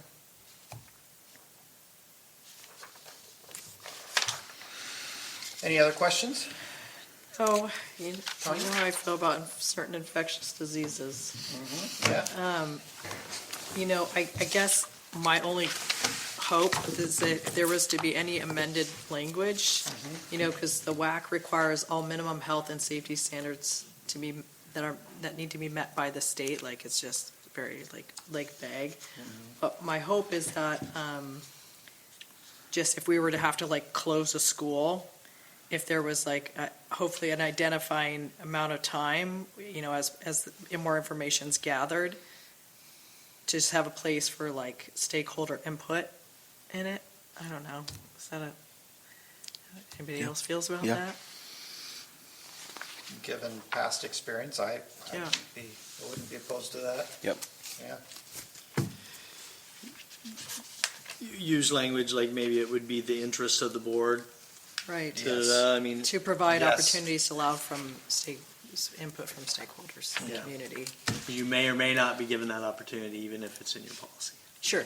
Right? But let's Right. put in the policy to tell parents that Right. would be our interest. That's our Right. intent. That would Right. be their. And which I thought the board did a great job of allowing that opportunity, you know, Right. to meet, even if it was outside, you know, more, and really what I had asked of Director Strom, or Superintendent Strom at the time, was more information, whether it's on our district website, to say, hey, this is where we're at, this is what we're doing, here's most frequent questions, kind of something that he kind of ended up being a thing, but was more understanding like the process and where we're at, because people didn't know, and even myself didn't know that Linden was one of the first schools to open back up.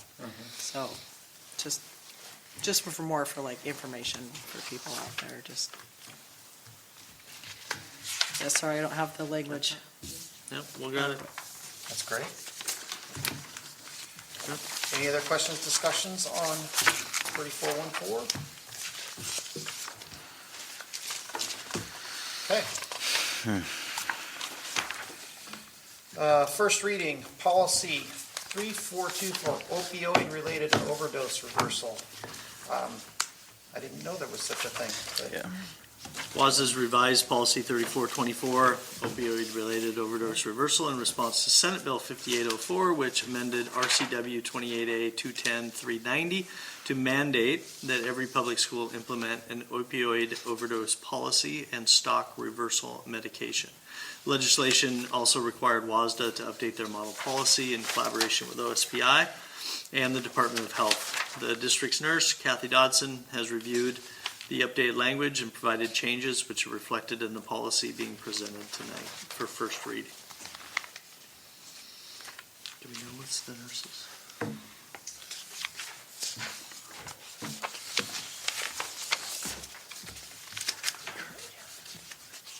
So this is going from this is you can to you must, Yeah. essentially, right?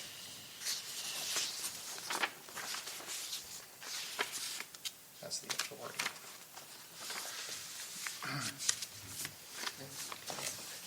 Yeah, I asked Kelly to clarify which is the WASDA change and which is the one that our nurse has.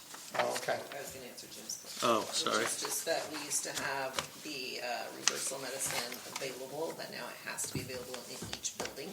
Okay, got it. So that's the big, That's the big change. yeah. Okay. Let me look at it. I just wanted to weigh in on this if I could. I know it's just first reading, but I wanted to pass on, my wife had spent some time as running a chemical dependency program for the Nooksack Tribal Clinic. During that time, she became a bit of I'll say a pusher of Narcan, which is basically the sort of I think that's the non-generic name of naloxone, however you say it. And she was giving that stuff out to anybody who would take it.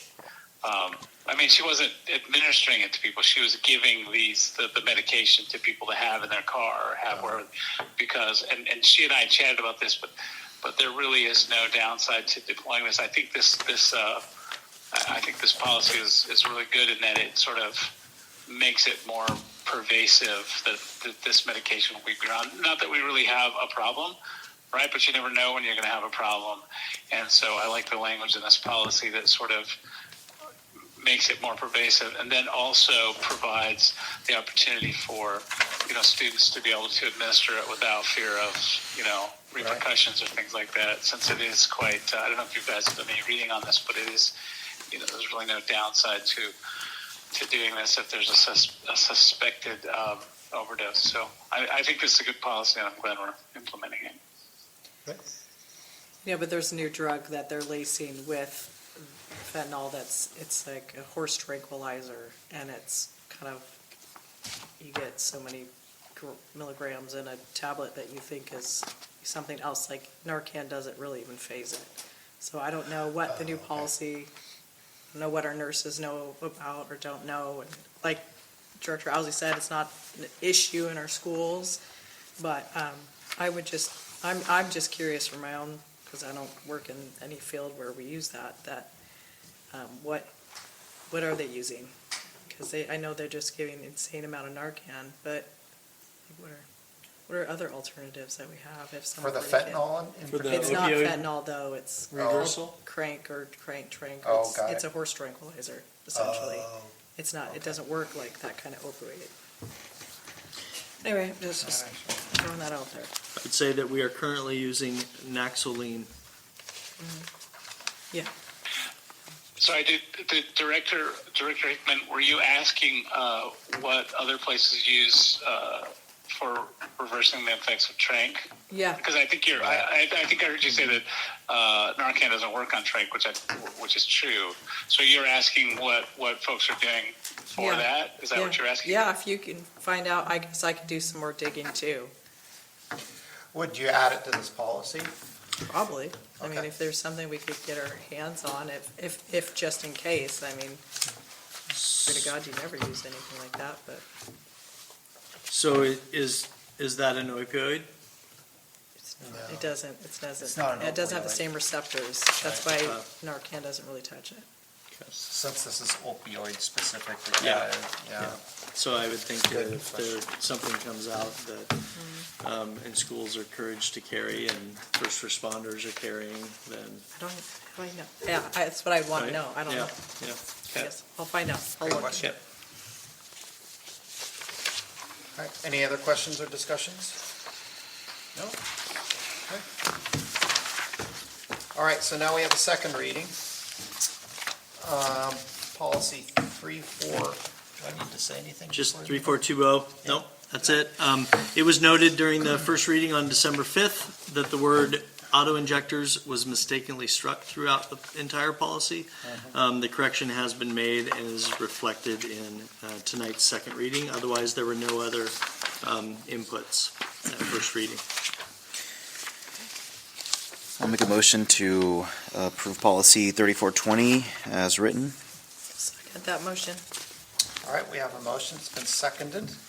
Any discussion or questions? Going twice, okay. I'll entertain a vote? Vote. Yep, all right. All right, let's, all in favor of approving policy 3420, say aye. Aye. Aye. Aye. All opposed, say nay. Motion carries by voice vote.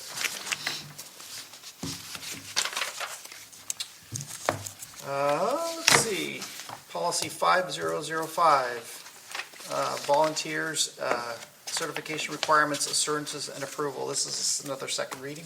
Yep, following the first reading on December 5, there were no concerns or suggested edits to the policy language, so no notes have been added.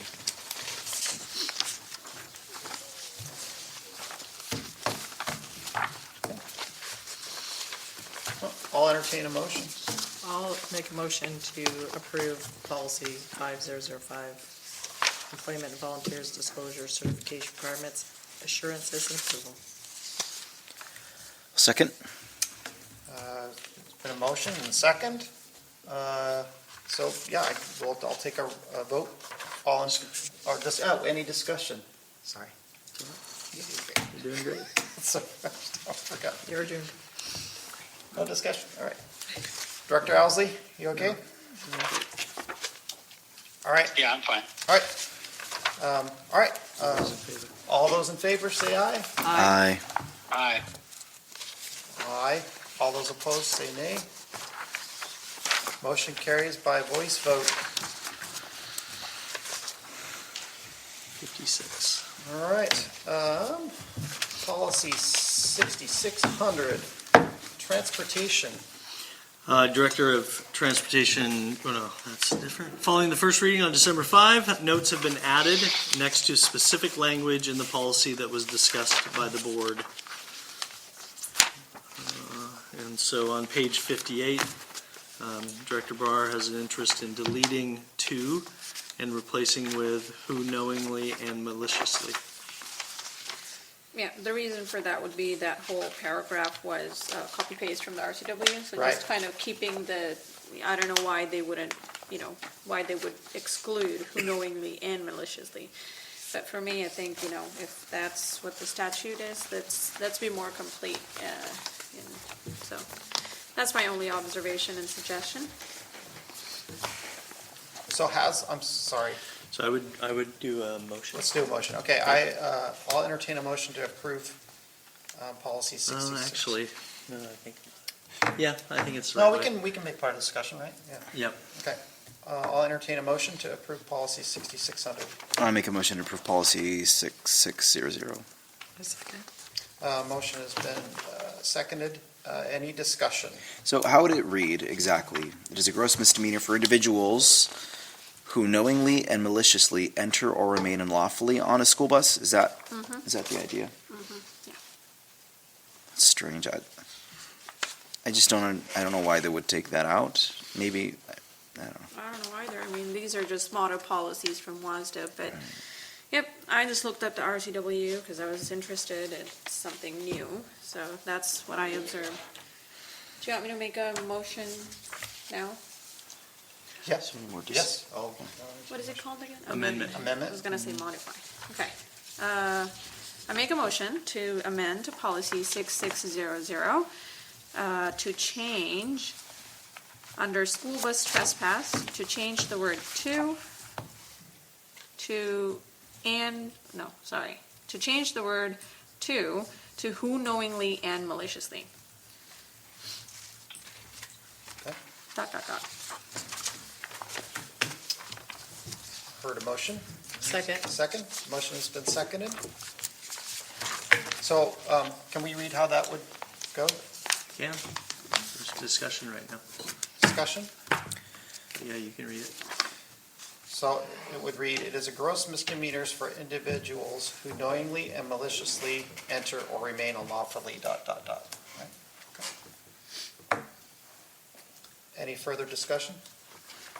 All right. All those in favor Of approving the of amendment. approving the amendment? Say Aye. aye. Aye. Aye. Aye. All opposed, say nay. Now you're going to get a motion to approve the amended. All right, so I'll entertain a motion to approve the amended policy. Make a motion to approve the amended policy. I second. Motion seconded. Any discussion? Okay. All in favor, say aye. Aye. Aye. All opposed, say nay. Motion carried by a voice vote. All right. That takes care of the policies. We'll move on to item 10, board committee reports. We have board committee reports scheduled from Facilities and Legislative Committee. We'll start with Director Owsley and Barrar with the Facilities Committee report beginning on page 60. And I'll turn it over to one or both of you. I'll turn it over to Director Owsley. You want to start, Director Owsley? I think that I think that you were going to sort of provide the overview. I thought we had a good conversation about the impact fees and the steps we got to go through to get to the impact fees. So I think that if you want to go through the details of that, that is, better for you to do it since you're there. Since I'm here. So in front of you is a Capital Facilities 2025 action plan. And so what I'd like to do is, and so Dr. Barrar and Dr. Owsley have seen this action plan. They've seen drafts of a capital facilities plan.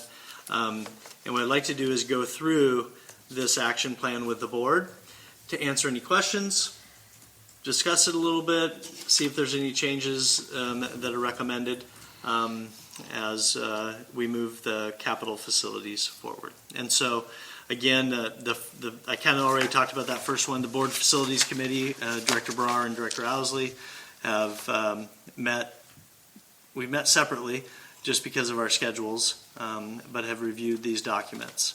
And so then, another thing that has happened is that we have confirmed our school construction assistance grant money that would be available to the district should the district replace the current Lynn High School and or add permanent learning space to elementary Vosbeck and ISOM.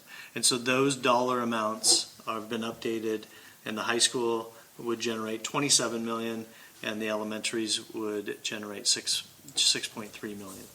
And so again, to remind the board, this is the money that is collected and set aside by the State of Washington School Construction Assistance Program, and when local communities pass capital bonds, then they can be reimbursed through this construction assistance grant money. And so it's there waiting for us. And so that has gone up pretty significantly as a result of construction costs since the last election. And so then in December of 24, which is already gone, and through March, what has been happening is I've been working with Tim Faber, who is an architect that's very familiar with the Linden School District, And we've been working on identifying cost savings potentials for the projects that had been previously presented. And so we're doing that in work with some other architects, looking at different building materials, looking at the way structures can fit on property, the way in which phasing could happen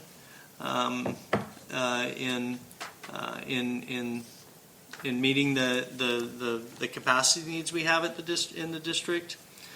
Let me back up. I want to say this is all kind of grounded in we analyzed and reviewed the feedback from the 2 elections and the feedback from citizens and the board, and have identified a few key things. Cool. One is that we heard you. Let people know we heard them, right? And understand what it is that they're saying.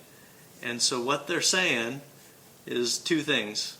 The needs haven't gone away, and we know that the needs need to be addressed, but we need to figure out how to make it less impactful on the taxpayers. And so those are the 2 drivers of the action plan that's in front of you, that's being proposed. And so part of that architectural engineering work is to kind of bring to voters areas in which there can be some cost savings. I have a quick question about that. Does that involve more detailed engineering estimation at all, or is this just kind of high level cost saving overview? It involves more Okay. specific engineering and architecting, and so there's also a representative. I've also invited representatives from large contractor who does schools, and so together with architects and contractors and engineers, how do we get this Linden thing done? And so they're not making the decisions. You'll see as we go through here, they're going to provide an additional level of information so that citizens can make a more informed decision about what to bring forward, and the board can make a more informed decision. So it is more detailed. It won't be you won't go into a room and see a designed high school. There, but there will be similar to what was before, where this is how it would maybe fit in there, but then some more details on this. This classroom space will be this much square footage. Using these materials, or this is what the general cost, and those estimates will be more built out. Got it. Thank you. Incredible. Is the plan? Okay. What does that word mean? Which one? Notes, number 3, includes community. Charrettes? Yeah, so charrettes are when people come together and they have like blocks, and they say, we want to make sure that there's a commons where everyone gathers. Well, we look at the map of the high school, where would we put that commons?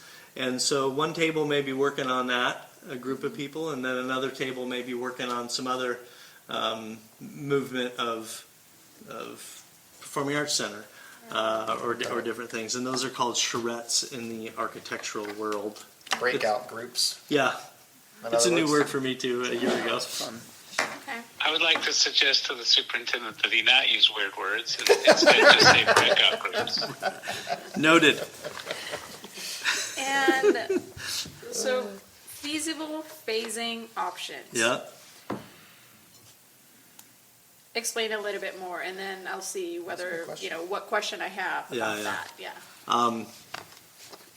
I'll give some examples, and these aren't examples that are well brought out. One of the most natural phasing options for the whole project, if we look at our previous project, would be delaying the expansion of the elementary schools and doing the high school first on a bond by itself. That would be considered a phasing option.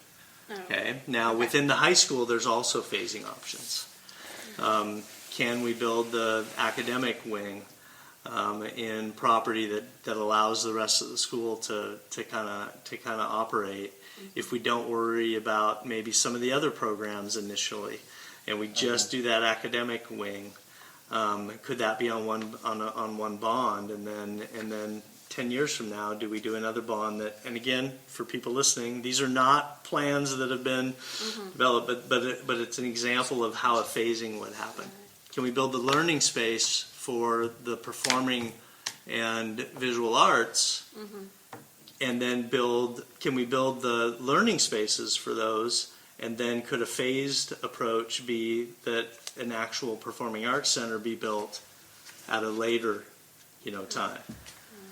And so those are different examples of phasing options. Okay. So it may be that the board decides to go out for a bond that is $70 million, and it completes, the 2 elementary schools and those types of things. So Okay. yeah. Okay, so my question, and a little bit out of the box thinking is, I don't know whether or not this is possible, like architecture-wise, is like, can we build? These are buildings, right? Schools, and can we build something that can be expanded with, like? Okay, for example, right now what we're doing in our own village, in our house, we need some more space. Okay, we're going to take this wall out and we're just going to, we have that space, or we're just going to, move out the wall and then, ta-da, so we just expanded. Because there was an option for that, it was easier to do and whatnot.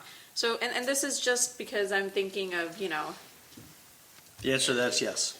Yes, okay. Yep. Because if we're going to be building a high school,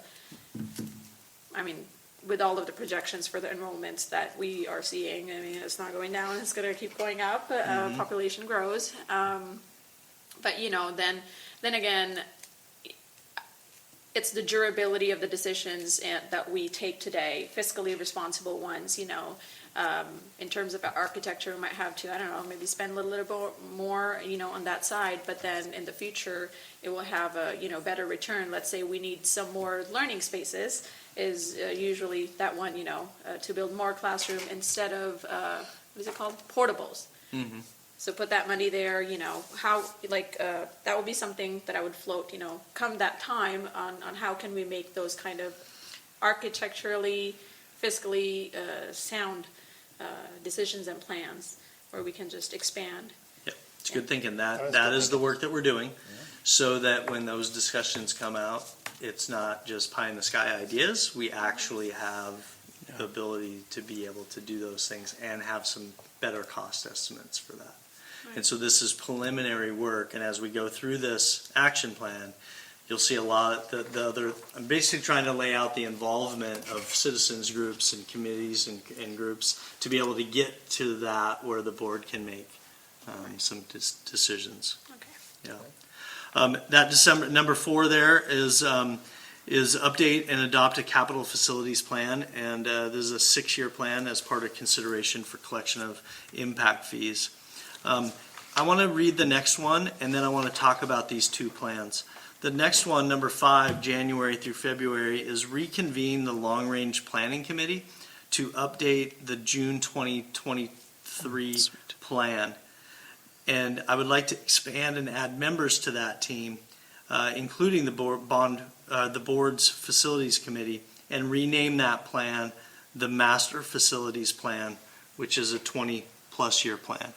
So there are 2 plans that are necessary for the district. One of them is a legal plan that needs to be adopted by the board, and that is the 6-year. That's the 6-year capital facilities plan. And so Kush and Ken and I have worked on a draft of that. Okay, and our intent, the goal, and Ben's been working on this, the goal of this plan is that the board consider it adopting as early as February 20th. Okay, now this plan, the reason it's a legal entity is that the city and county comprehensive plans have to draw back to what school facility plans are. And in order for the Linden School District to request collection of impact fees from the city of Linden and Whatcom County, it must adopt a 6-year capital facilities plan. And that plan also has to include an environmental impact report, and so we're working on that one as well. And so that plan will be reviewed. The idea is to review that plan at the January 16th meeting as a draft, and spending some time on developing that toward an adoption in February 20th. The master facilities plan is an administrative plan. And so this is a plan that was generated last year.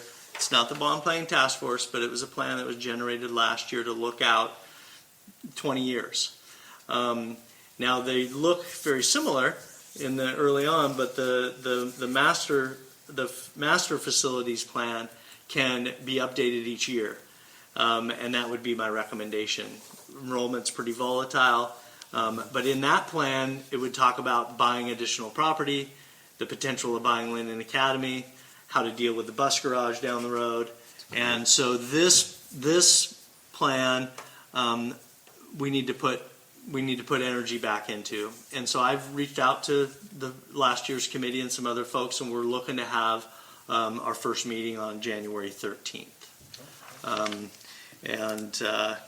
And so that is, and Tim Faber's on that, Ben's on that, Kevin Burke's on that, and then we have community members, Mike Brown, Steve Jilk, Tom Bredesen, a smaller group. I'd like to add our facilities committee, board facilities committee folks on that. Tammy Yoder's here because she was included on the email.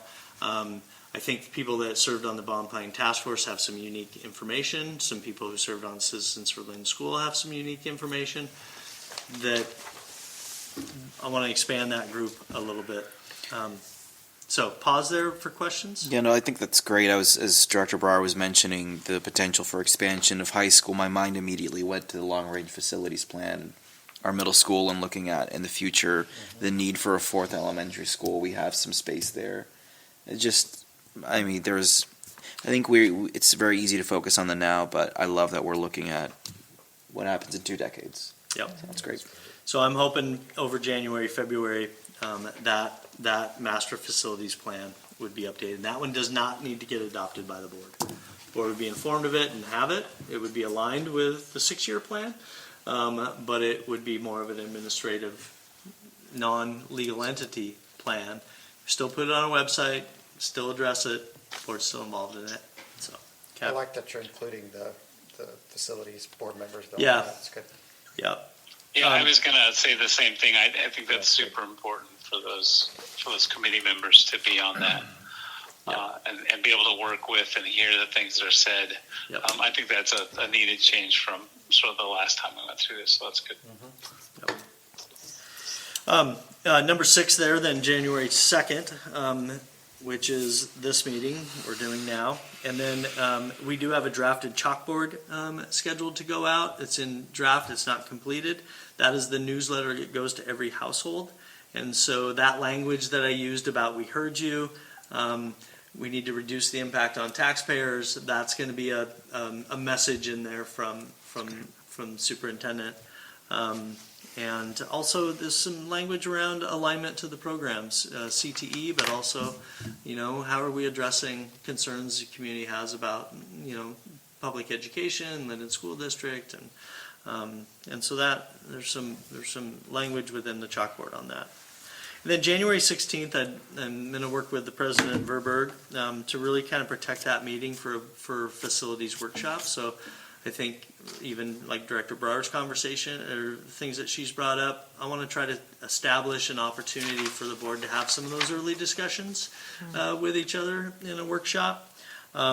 Included in that workshop, in addition to this action plan and the 6-year capital facilities plan, is going to be some information on impact fees, on how much can be collected. It'll be the first time the public sees some of this information. Doesn't mean we're going out to collect them, but it will probably get some attention in a public meeting. And then Trevor Carlson from Piper Sandler is going to be here, Good. and he's going to go over some funding options that are available to the board. I think the last time we were talking through this, you were talking, what if we did 15 years and all that? So he's going to kind of revisit all of that.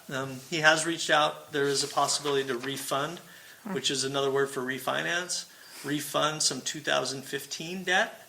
It's called refund when it's municipality. You can extend it longer, like a household mortgage, but you can take the remaining debt, and if there is a benefit to the community to refund it on a lower interest rate, then there can be some money that is saved. And so he's going to give the board that information around the interest and wanting to potentially refund some of that. So I'm looking forward to January 16th. Okay. And then in number 9, February, I hope to have some of these things all buttoned up. I'm proposing that I develop a community solutions team. And so this is 8 to 10 people for 5 to 7 meetings that reviews all of the work that's been done previously, and works toward making a recommendation and timelines to the school board. And so this is a process that we've gone through before.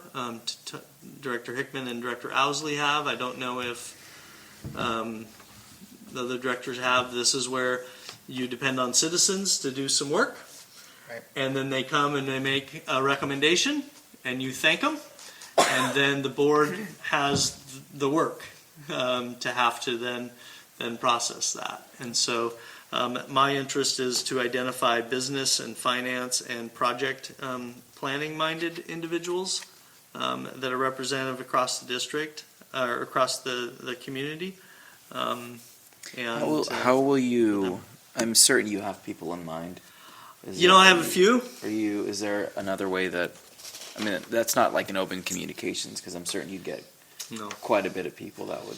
Yeah, I'm asking people to give some thought to people who might Perfect. have the acumen to really serve well on this. Sweet. Good. And Excellent. so that would be my encouragement to the board to think of people. individuals. Okay. And yes, I've met with a few. Cool. But yeah, the intent there is to have a group that isn't going to be viewed as a rah-rah because our kids are in school there, or it's that, hey, we care about this community. Mm-hmm. We know that there's an important to be fiscally responsible. This is the way we can best do it. So that architectural engineering work, that 6-year plan, that long-term plan, all funnel the previous bond planning task force group that was great, right? All of that work coming together in a community solutions team that would bring a resolution to the board, to bring a recommendation to the board. And then in that February 20th meeting, and I already mentioned this, that 6-year plan will come forward. And it may be that the board needs to make a decision on whether or not to collect impact fees at that time. And so, We make that decision? pursue collection of impact fees. pursue it? Yes. Yeah. Okay. Pursue. Because we've got to work with the city then. Yes, pursuing collection of impact fees. Okay. So maybe not February 20th the decision's made, but we need some public input on that, and so some work to do on that. But yes, Is there advantages to? I don't want to move too fast, but I don't want to move too slow either. Is there advantages to looking at maybe having a decision done by the end of 2025 for impact fees? yeah, I think. Right. I think if the outcome of January 16 meeting, which has a board workshop, is a general interest of the board around, you'll have a better understanding of impact fees at the January 16 meeting.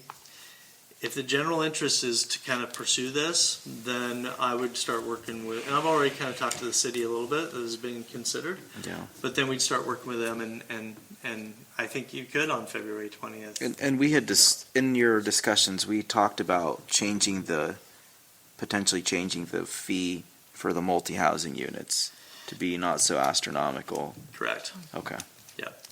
Less impact To builders. To rent. Yeah, I think it'll be a rich dialogue Okay. around that. Yeah. Okay. I'd like to pop in and respond to what Director Martinez said. I think we should move rather quickly on a decision about impact fees. Because although that, I guess I've had a bit of an advanced look at what that might generate, but every little bit helps. And so the longer we wait, the less money there is to help finance the things that we want to do. So Awesome. yeah, I'd love to see us have that decision done by February 20th. I have a suggestion, so that there's, for any other board directors who'd like to see on the details of the impact fees. So I think the email was only sent to me and Ken, right? Yep, Can at we, this point. that information, at this point, can we now, Yeah, have that? I think after this meeting, if there aren't any big kind of detours or, hey, you're going the wrong direction, let's go a different direction, then there's no reason why you can't see the draft of the 6-year plan that also outlines. Great. Yeah, also outlines that. Yeah. I think that was really a good resource, Yep.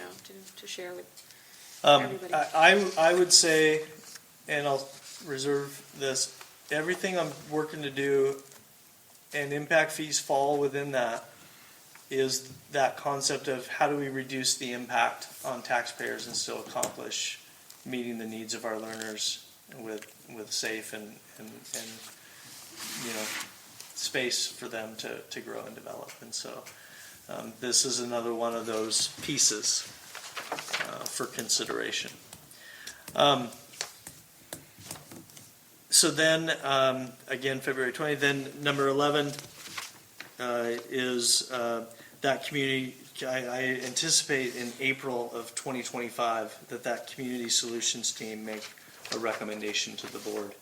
And the reason we say April is it would be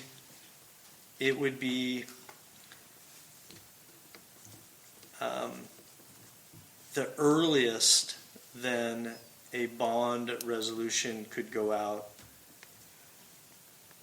I don't want to say this on the record. I think it might be, I don't remember why I put April, but it might be to be able to, if for some reason August Right. becomes a strong interest of that community solutions team, that there's the time, There's time. to be able to do that, because I think May 5th is the deadline for the resolution to be in the August election. May 2nd. Next second. Yeah, and so that's why I put on April. So August would be the earliest, the next would be November of 2025, the next would be February of 2026, and April of 2026. And so I think those are the kind of what we're working toward. And That's great. okay, so that is the action plan. Any questions, things to change? We'll work to get that 6-year plan out as a draft to all the board directors to review that. Sounds good. Great. Scott? Anything else? Kush, Ken? The only thing I guess I would add is that I don't know if I should say this, but you categorize refunding current debt as refinancing. We'll get that presentation on the 16th. It's going to be very complex, but one thing to consider is it's not really refinancing, not like refinancing your home at a lower rate for another 30 years or something like that. It's actually just reselling the bonds at a lower rate, so you actually save quite a bit of money.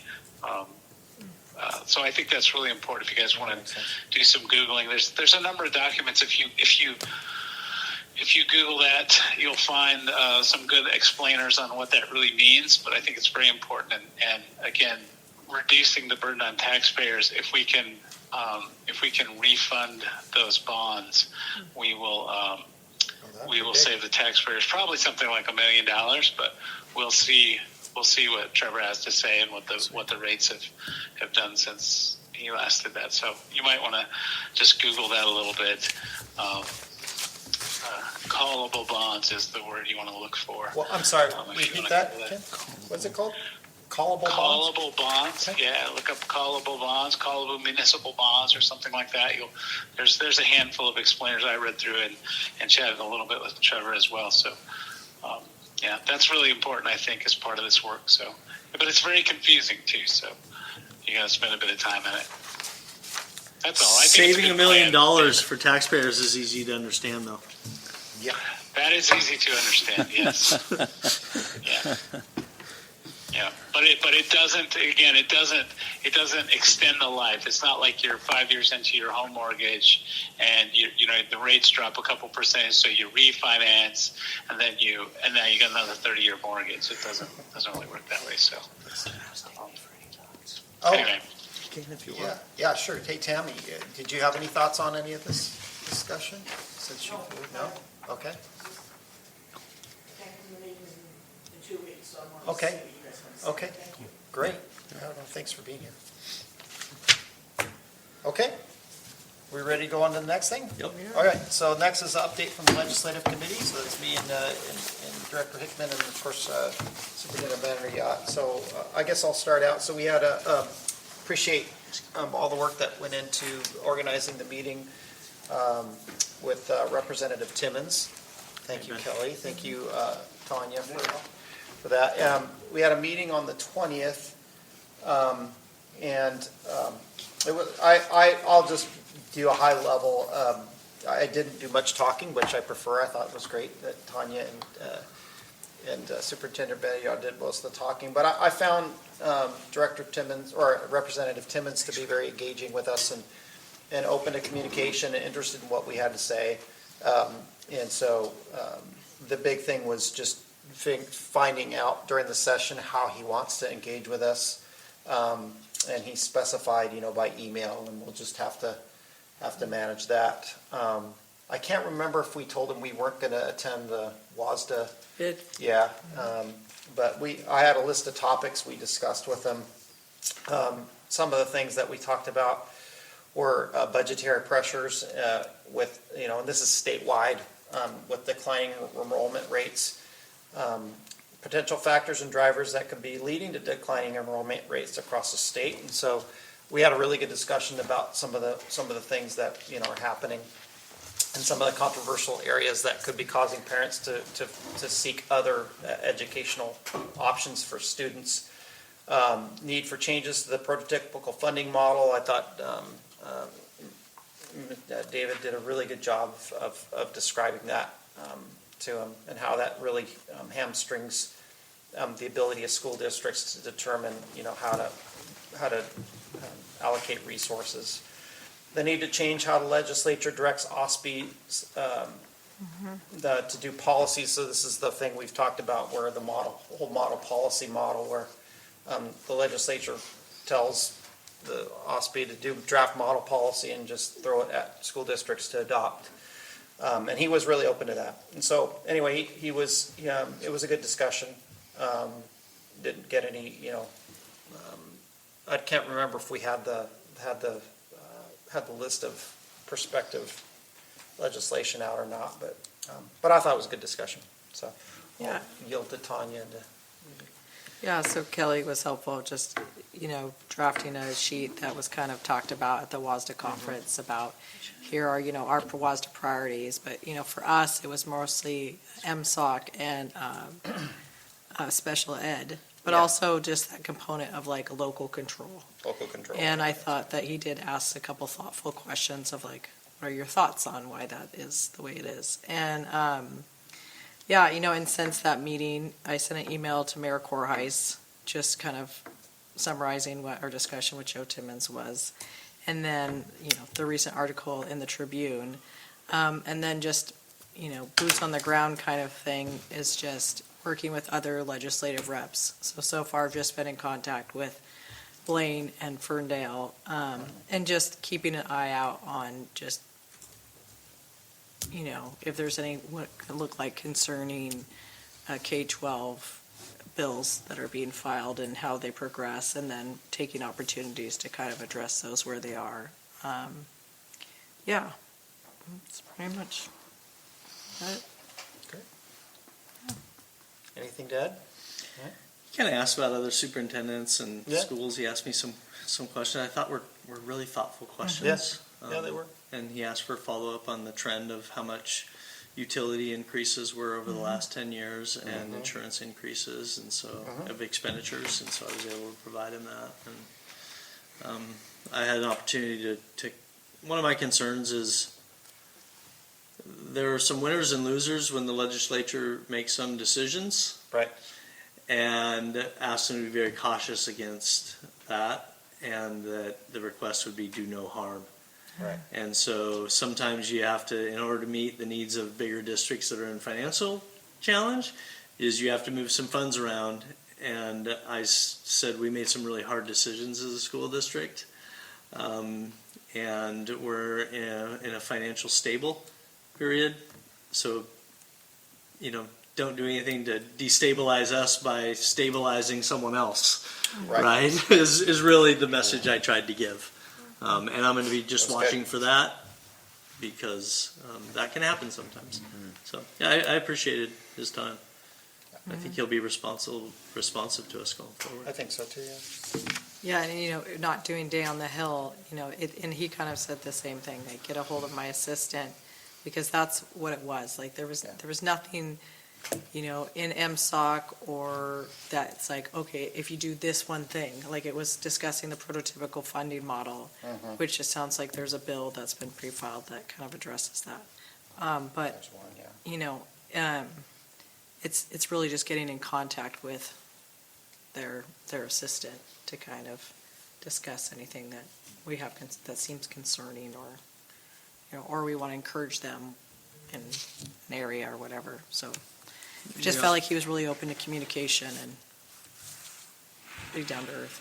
And we also offered for him to reach out to us. Yeah, absolutely. When he has questions about things that are being proposed. So. That was good. Any questions? No, I would just like to add that there's another opportunity out there. There's going to be a town hall in Blaine at Tuesday, January 7th at 6 p.m. at the Blaine High School. And it's a town hall, kind of organized by Blaine, Ferndale, and Mount Baker.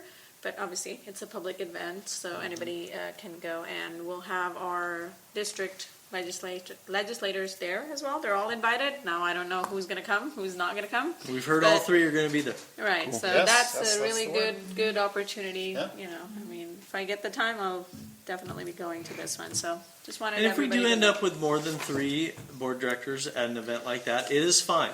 Right, What you can't do is then huddle right, and Right. talk about right, school business. Yeah. Just being in the same room, it's okay. right. That's a good An event like clarification. that. Yep. Yeah, and I guess Thank you. I'll add to that. So since Don't sit having- together. No, seriously, I wouldn't sit together. Yeah. Go as an individual.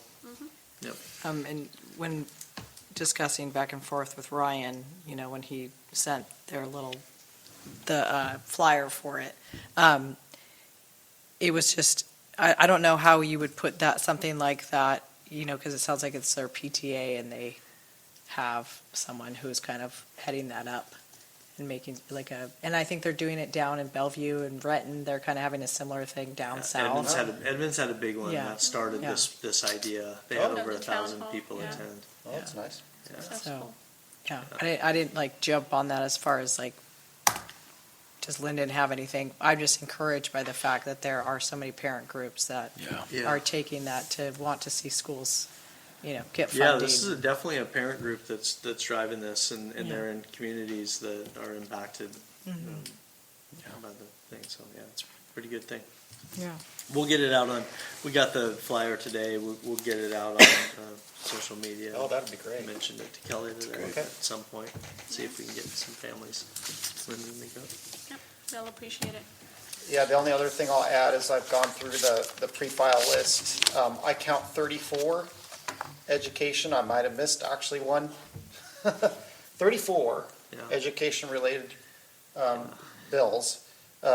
They range from mitigating temperatures inside school buildings, which was an interesting one, with possibility of funding down the road for that. Interesting. Some collective bonding. There's one on, there's a House bill and a one to amend the Constitution for a simple majority vote for capital bond levies. So yeah, there's a whole slew of them. We already talked about 5012. So yeah, there's lots of education-related draft bills out there. Need to put a bill tracker together, so I don't know. I could work on that. Do a spreadsheet. Okay, WASDA also, Do they have one? they do it, Okay, yeah. okay. And Tanya should be getting a lot of emails as a ledge rep, so any of those, Sure. if she forwards or shares that to you or the board, either way, those are pretty informative in its contents in terms of tracking them, because they already do that on that, Yeah, I would say. at that high level. Yeah. Yeah. Might save you some time. Sure, yes, Yeah. I'm all for saving time. All right. All right, anything else? I think that's all I had, okay. Next item is information from board members, so I'll just open it up to any other information that any of us want to bring forward. I wanted to bring something up. This is sort of as a board director, but more in my role as the director of the food bank. The superintendent mentioned the middle school food drive earlier, but I wanted to let you guys know the Linden School District did so far three total food drives. Fisher will do another one in February, but the three that we did, so the middle school produced about 2,100 pounds of food. I actually went over to the middle school and spoke to their assembly. And if you want to do something that's nerve-wracking, stand in the middle of the gym with a whole bunch of middle schoolers looking at you. Oh, yeah. That's loads of fun. So anyway, so far the Linden School District produced about 4,400 pounds of food, which is not insignificant. That's a lot of food.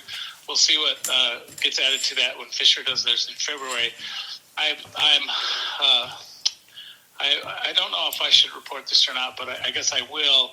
The LC produced about 5,000 pounds of food in their food drive. So next year, if I'm in this position, and if I'm in both positions, I think I'll try to figure out a way to do some sort of pound per student competition and see who does better, the public school or the Christian school, just for fun, right?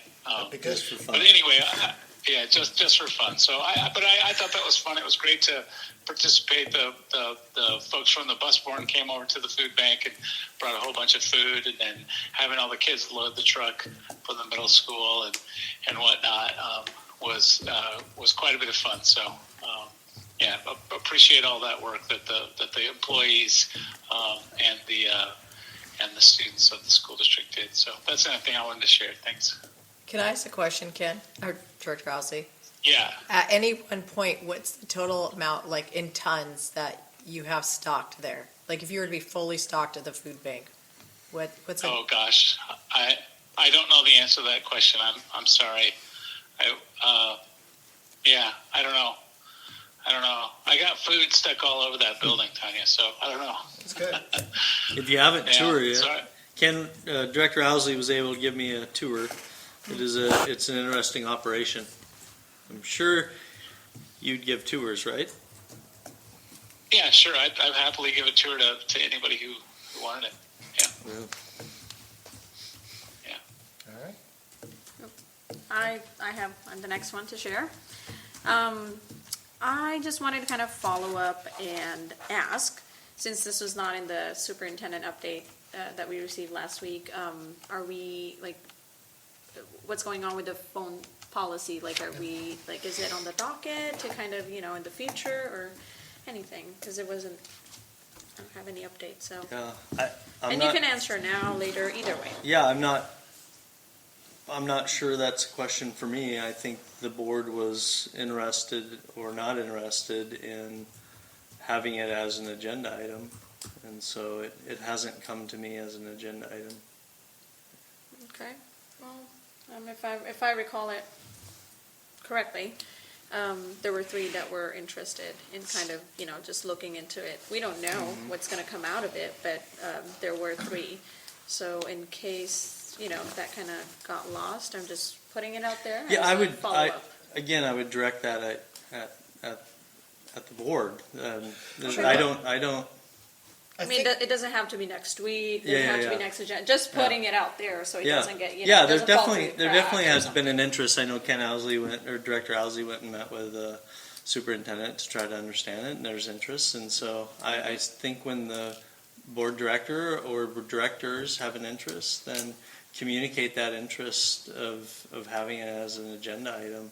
And I think we've said either to the president or the superintendent, but if I missed it during that discussion that somehow there was a direction of wanting it on there. I have an interest, but Yeah. I'd feel, I haven't brought it up just because I've still been working on research, and I don't want Yeah. to, I don't want to bring up something up for discussion that I am not fully prepared to discuss. I think it would be good, David. You said I met with the superintendent. But I think you meant I met principal, with the principals. Yeah, so I met with, since last we talked, I met with both Principal Riccobeni and Principal Freeman and talked in detail on this subject. I think it would be really good for the board to hear what they have to say. I can briefly tell you that in the middle school, they pretty much have a zero tolerance policy for cell phones, and they confiscate the cell phones when they come out. There are a handful of exceptions that are related to instruction where they'll allow a cell phone to be used for taking pictures of their assignments, so they can load them up to Canvas because it's easier to do that with a phone. But for the most part, they do not allow cell phones to be used at the middle school. At the high school, it's a little bit different. They have a little bit more robust process that the principal walked me through. And I would encourage you guys either to go and see that and talk with them, or if you guys want, maybe we could have those guys come and sort of give that presentation at the and that would, I think, inform you, would help you be informed. And I think it would be important to do that ahead of any proposed policy changes for sure. So Yeah, my research has been more related to talking to other districts and seeing what is it that they're doing and looking more at on a broader scale, what is it that is best for kids and what is it that doesn't harm kids as well, because I understand that there's some circumstances where students need to have access to their devices. So just trying to understand that a little bit more, but I'm always open to more information. So I don't think that's a bad idea either, to bring them in and have them give a presentation. That would be a good starting point, just to get a pulse of how it is, in our schools. We'd appreciate that. Yeah, I think, from their perspective, how it's great that you had a conversation, Ken, but how is it working? What doesn't work? And there is a bill, there's actually, I didn't mention there's a bill on it. Really? Yeah, and I don't know if you There's a saw Director Brar sent out the article. I saw that one from too. Olympia, and it's so different, right? That is an MOU between the district and the teachers union. So it's not a district policy; it's a MOU. And so then are there different ways in which it can be accomplished? So There was another one. It was from the WASDA e-clippings. There were like 3 headlines in that for today that were cell phone based. Right. So that's why it was on my radar. Big topic of discussion. Yeah. There's that, and I think that would be. Can I add to that if you're going to move on from cell phones? Oh yeah, sure. Go ahead. Just so one of the things they talked about the WASA conference, and I don't know who I told here, but I thought it was interesting how they the focus was using your student board representatives to address problems. Right. And in nursing school, I had to do a community project, and it was smoking cessation. And I thought, how rude, you're going to call out these teenagers that are smoking. But it was so good because you had these high school students talking to middle school students about the dangers and how they wish they would never have started smoking. Anyway, all that to say, I just always want to try to find ways to use our student board representatives to kind of address problems and kind of come up with their own solutions as to what those, because they can speak to their own peer group or they're just another old person. Especially on this particular issue. Right, exactly. That's great. Good point. Yeah, sorry. Second one I have is board meetings. Now this is just an observation. So I have 1, 2, 3, 4, 5. I was just curious, when we have a meeting that is canceled and, if for any reason at all, like, do we make the attempt to reschedule it so that we still have the 2 meetings per month, or, because that has not been the trend, so I would like to have some clarity, some information regarding that. That's a specific one, excuse me, in December there was really only one scheduled. And then director showed interest and make sure there's 2. We thought that was a good opportunity to bring in, just have a special meeting and have conversation kind of around board procedure. And then that one ended up having to be canceled because it was really only going to be valuable if all the board was there to have that dialogue. So that's the reason for that one. And I think typically November. And it was different because when we were second fourth Thursday of the month, then it made sense to only have the one in November. So then when we switched to first and third, it kind of opened up another opportunity to have one that wasn't so close to Thanksgiving. So we had And an then extra the one, WASDA essentially. conference, and then we had the WASDA conference. So Yeah. I think that's my answer for those 2 things. Yeah, I did do some research on, there's some things required when we cancel a meeting, right? If we don't have a quorum and we have to cancel a meeting. And I was wondering if, because when you adopt your regular meeting, then it becomes the first and third, then you have to then follow that schedule or cancel them. You are not required to reschedule them. Now, it is a practice to do that, but it's not a requirement to do that. So, yeah. And so typically, we would want to not cancel meetings. That's usually the goal. And again, I think keeping on the first and third, we'll have better, a better plan of laying out. We were operating under the plan of 1 meeting in November and the WASDA conference, 1 meeting in December, which then resulted in those kind of wonky ones. And then we were going to have December 16th, and then felt like it was an important one to have the full board there. And then I forgot it was my daughter's birthday. Yeah. So couldn't make it. My apologies. And so, yeah. Bravo. Yeah, and so it's not a requirement that those be rescheduled according to legal counsel. Yeah, I mean, that being said, I mean, sometimes you're going to have like budget approvals have to be done at a Yep. so there may be things that would actually drive you to actually have to reschedule. Correct. Or Right. call a Right, special, so and it would be yeah, done special meeting. Yep. Yeah, okay. Right. Well, I don't know, just curious, I mean, summer, we had July, August, both months we had 1 meeting each, but then, and then I was curious, it's my first year, right? So I Yeah. didn't know how summer would work, so I was told, you told that it was typical, to kind of just have 1 meeting. So now question would be like, would the scenario would have been different had we like asked, are we available, or we just went with, well, this is typical that we only have 1 meeting for the summer versus, just kind of asking the full board, I mean, do we have a quorum, do we not, kind of like that is just a thought that Do you I'm have an putting out interest there. in having 2 meetings in the summer? No, I'm just, well, no, Okay. not is that, I mean, that's an Yeah. example just that Yeah. I just brought up. I would just, December what happens? or, What happens in our bond planning cycle is we have this master calendar, and so then the way it works right now, the president and the vice president, every meeting, each week before a board meeting, we meet, and that master calendar is out for the 3 of us. Right. And we're going through the different items that are covered by the board in terms of requirement of board reports, trying to get those SIP plans in, kind of other like your different strategic things. calendar. And of there's how a you would- strategic, and there's a calendar that's outlined, and so that calendar only has 1 meeting in the summer months, and 1 meeting in November and December. I'm fine, I don't go anywhere so- during the summer, but just putting it out there, yeah. so.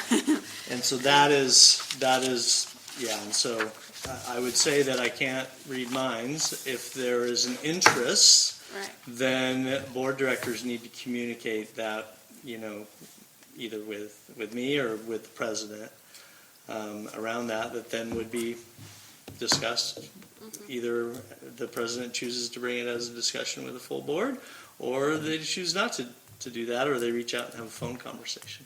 And a lot of it too is That like, is, sorry to cut you off. Nope. So like, I'm a part of a ministry, and we're very purposeful about when we offer certain things, because like summertime, a lot of people are gone, and then you're just constantly dealing with like, well, I don't necessarily want to set my vacation around what I do at the school board, but if I know that like, okay, I have this one meeting, Makes it a lot easier. it makes it adjusting it easier, just because it is more beneficial. All of us are here, Right. and so I think that in the past, that's kind of been the thought pattern around summertime. People are gone and you're doing things, so.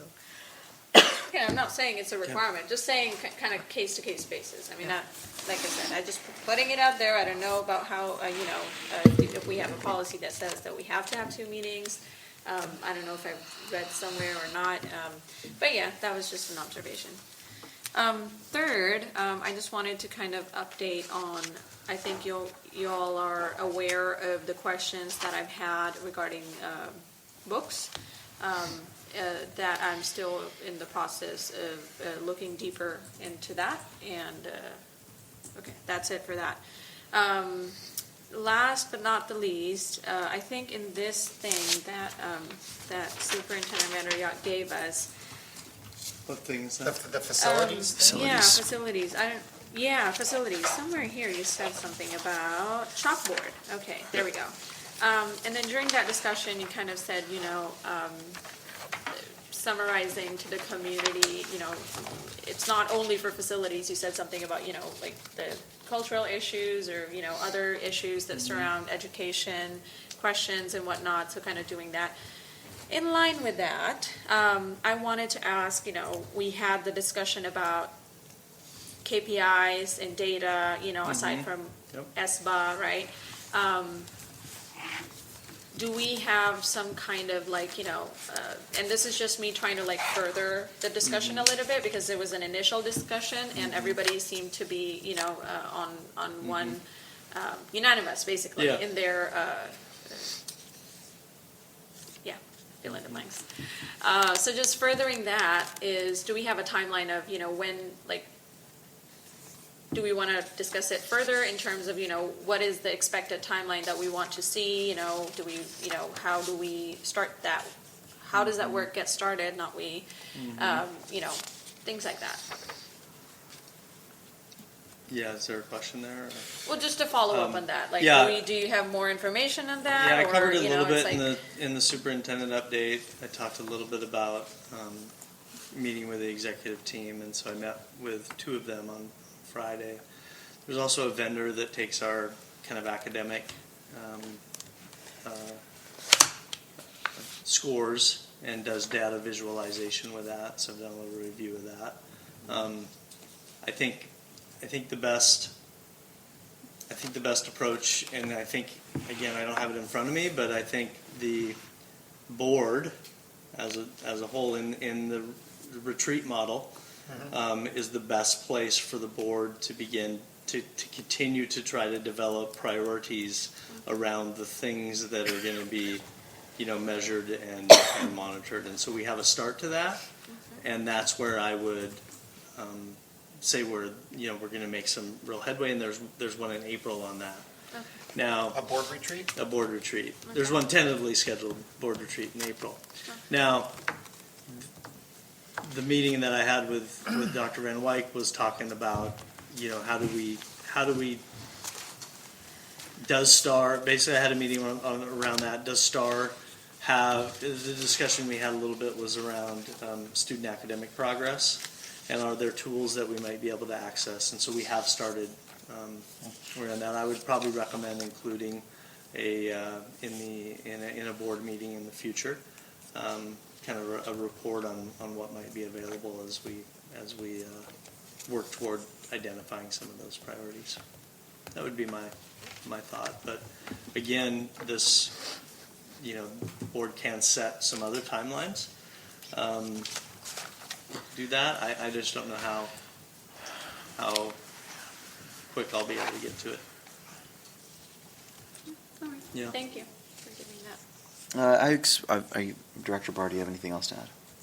Okay. The only thing I wanted to just to bring up as a reminder is one of the interests that I have, and this is more directed to the new president, is I still have an interest in taking some time and working with the community and looking at our strategic vision and plan. And I don't want that to get sidelined by our capital's facilities planning and all the effort that goes in. I think this is important. I'd love it for our current board as it is to really do some work on not necessarily changing everything, but just evaluating things in the same line of that. I think our KPIs can go with that. So I just want to word the first meeting of the year. The year goes quick. So I don't want to get sidetracked and forget about that. I still want it to be a priority for us. Yeah, we've had I think one discussion at one of the retreats on KPIs, but it'd be good to. Yeah, and more than just KPIs, what's the vision? What is it that we are giving our superintendent as a metric that he uses to evaluate all the other people under him? So that's kind of where my mind is going. Great. Anything else? Nope. Oh. Good job, President All right. Verberg. Gavel. Adjourn the meeting.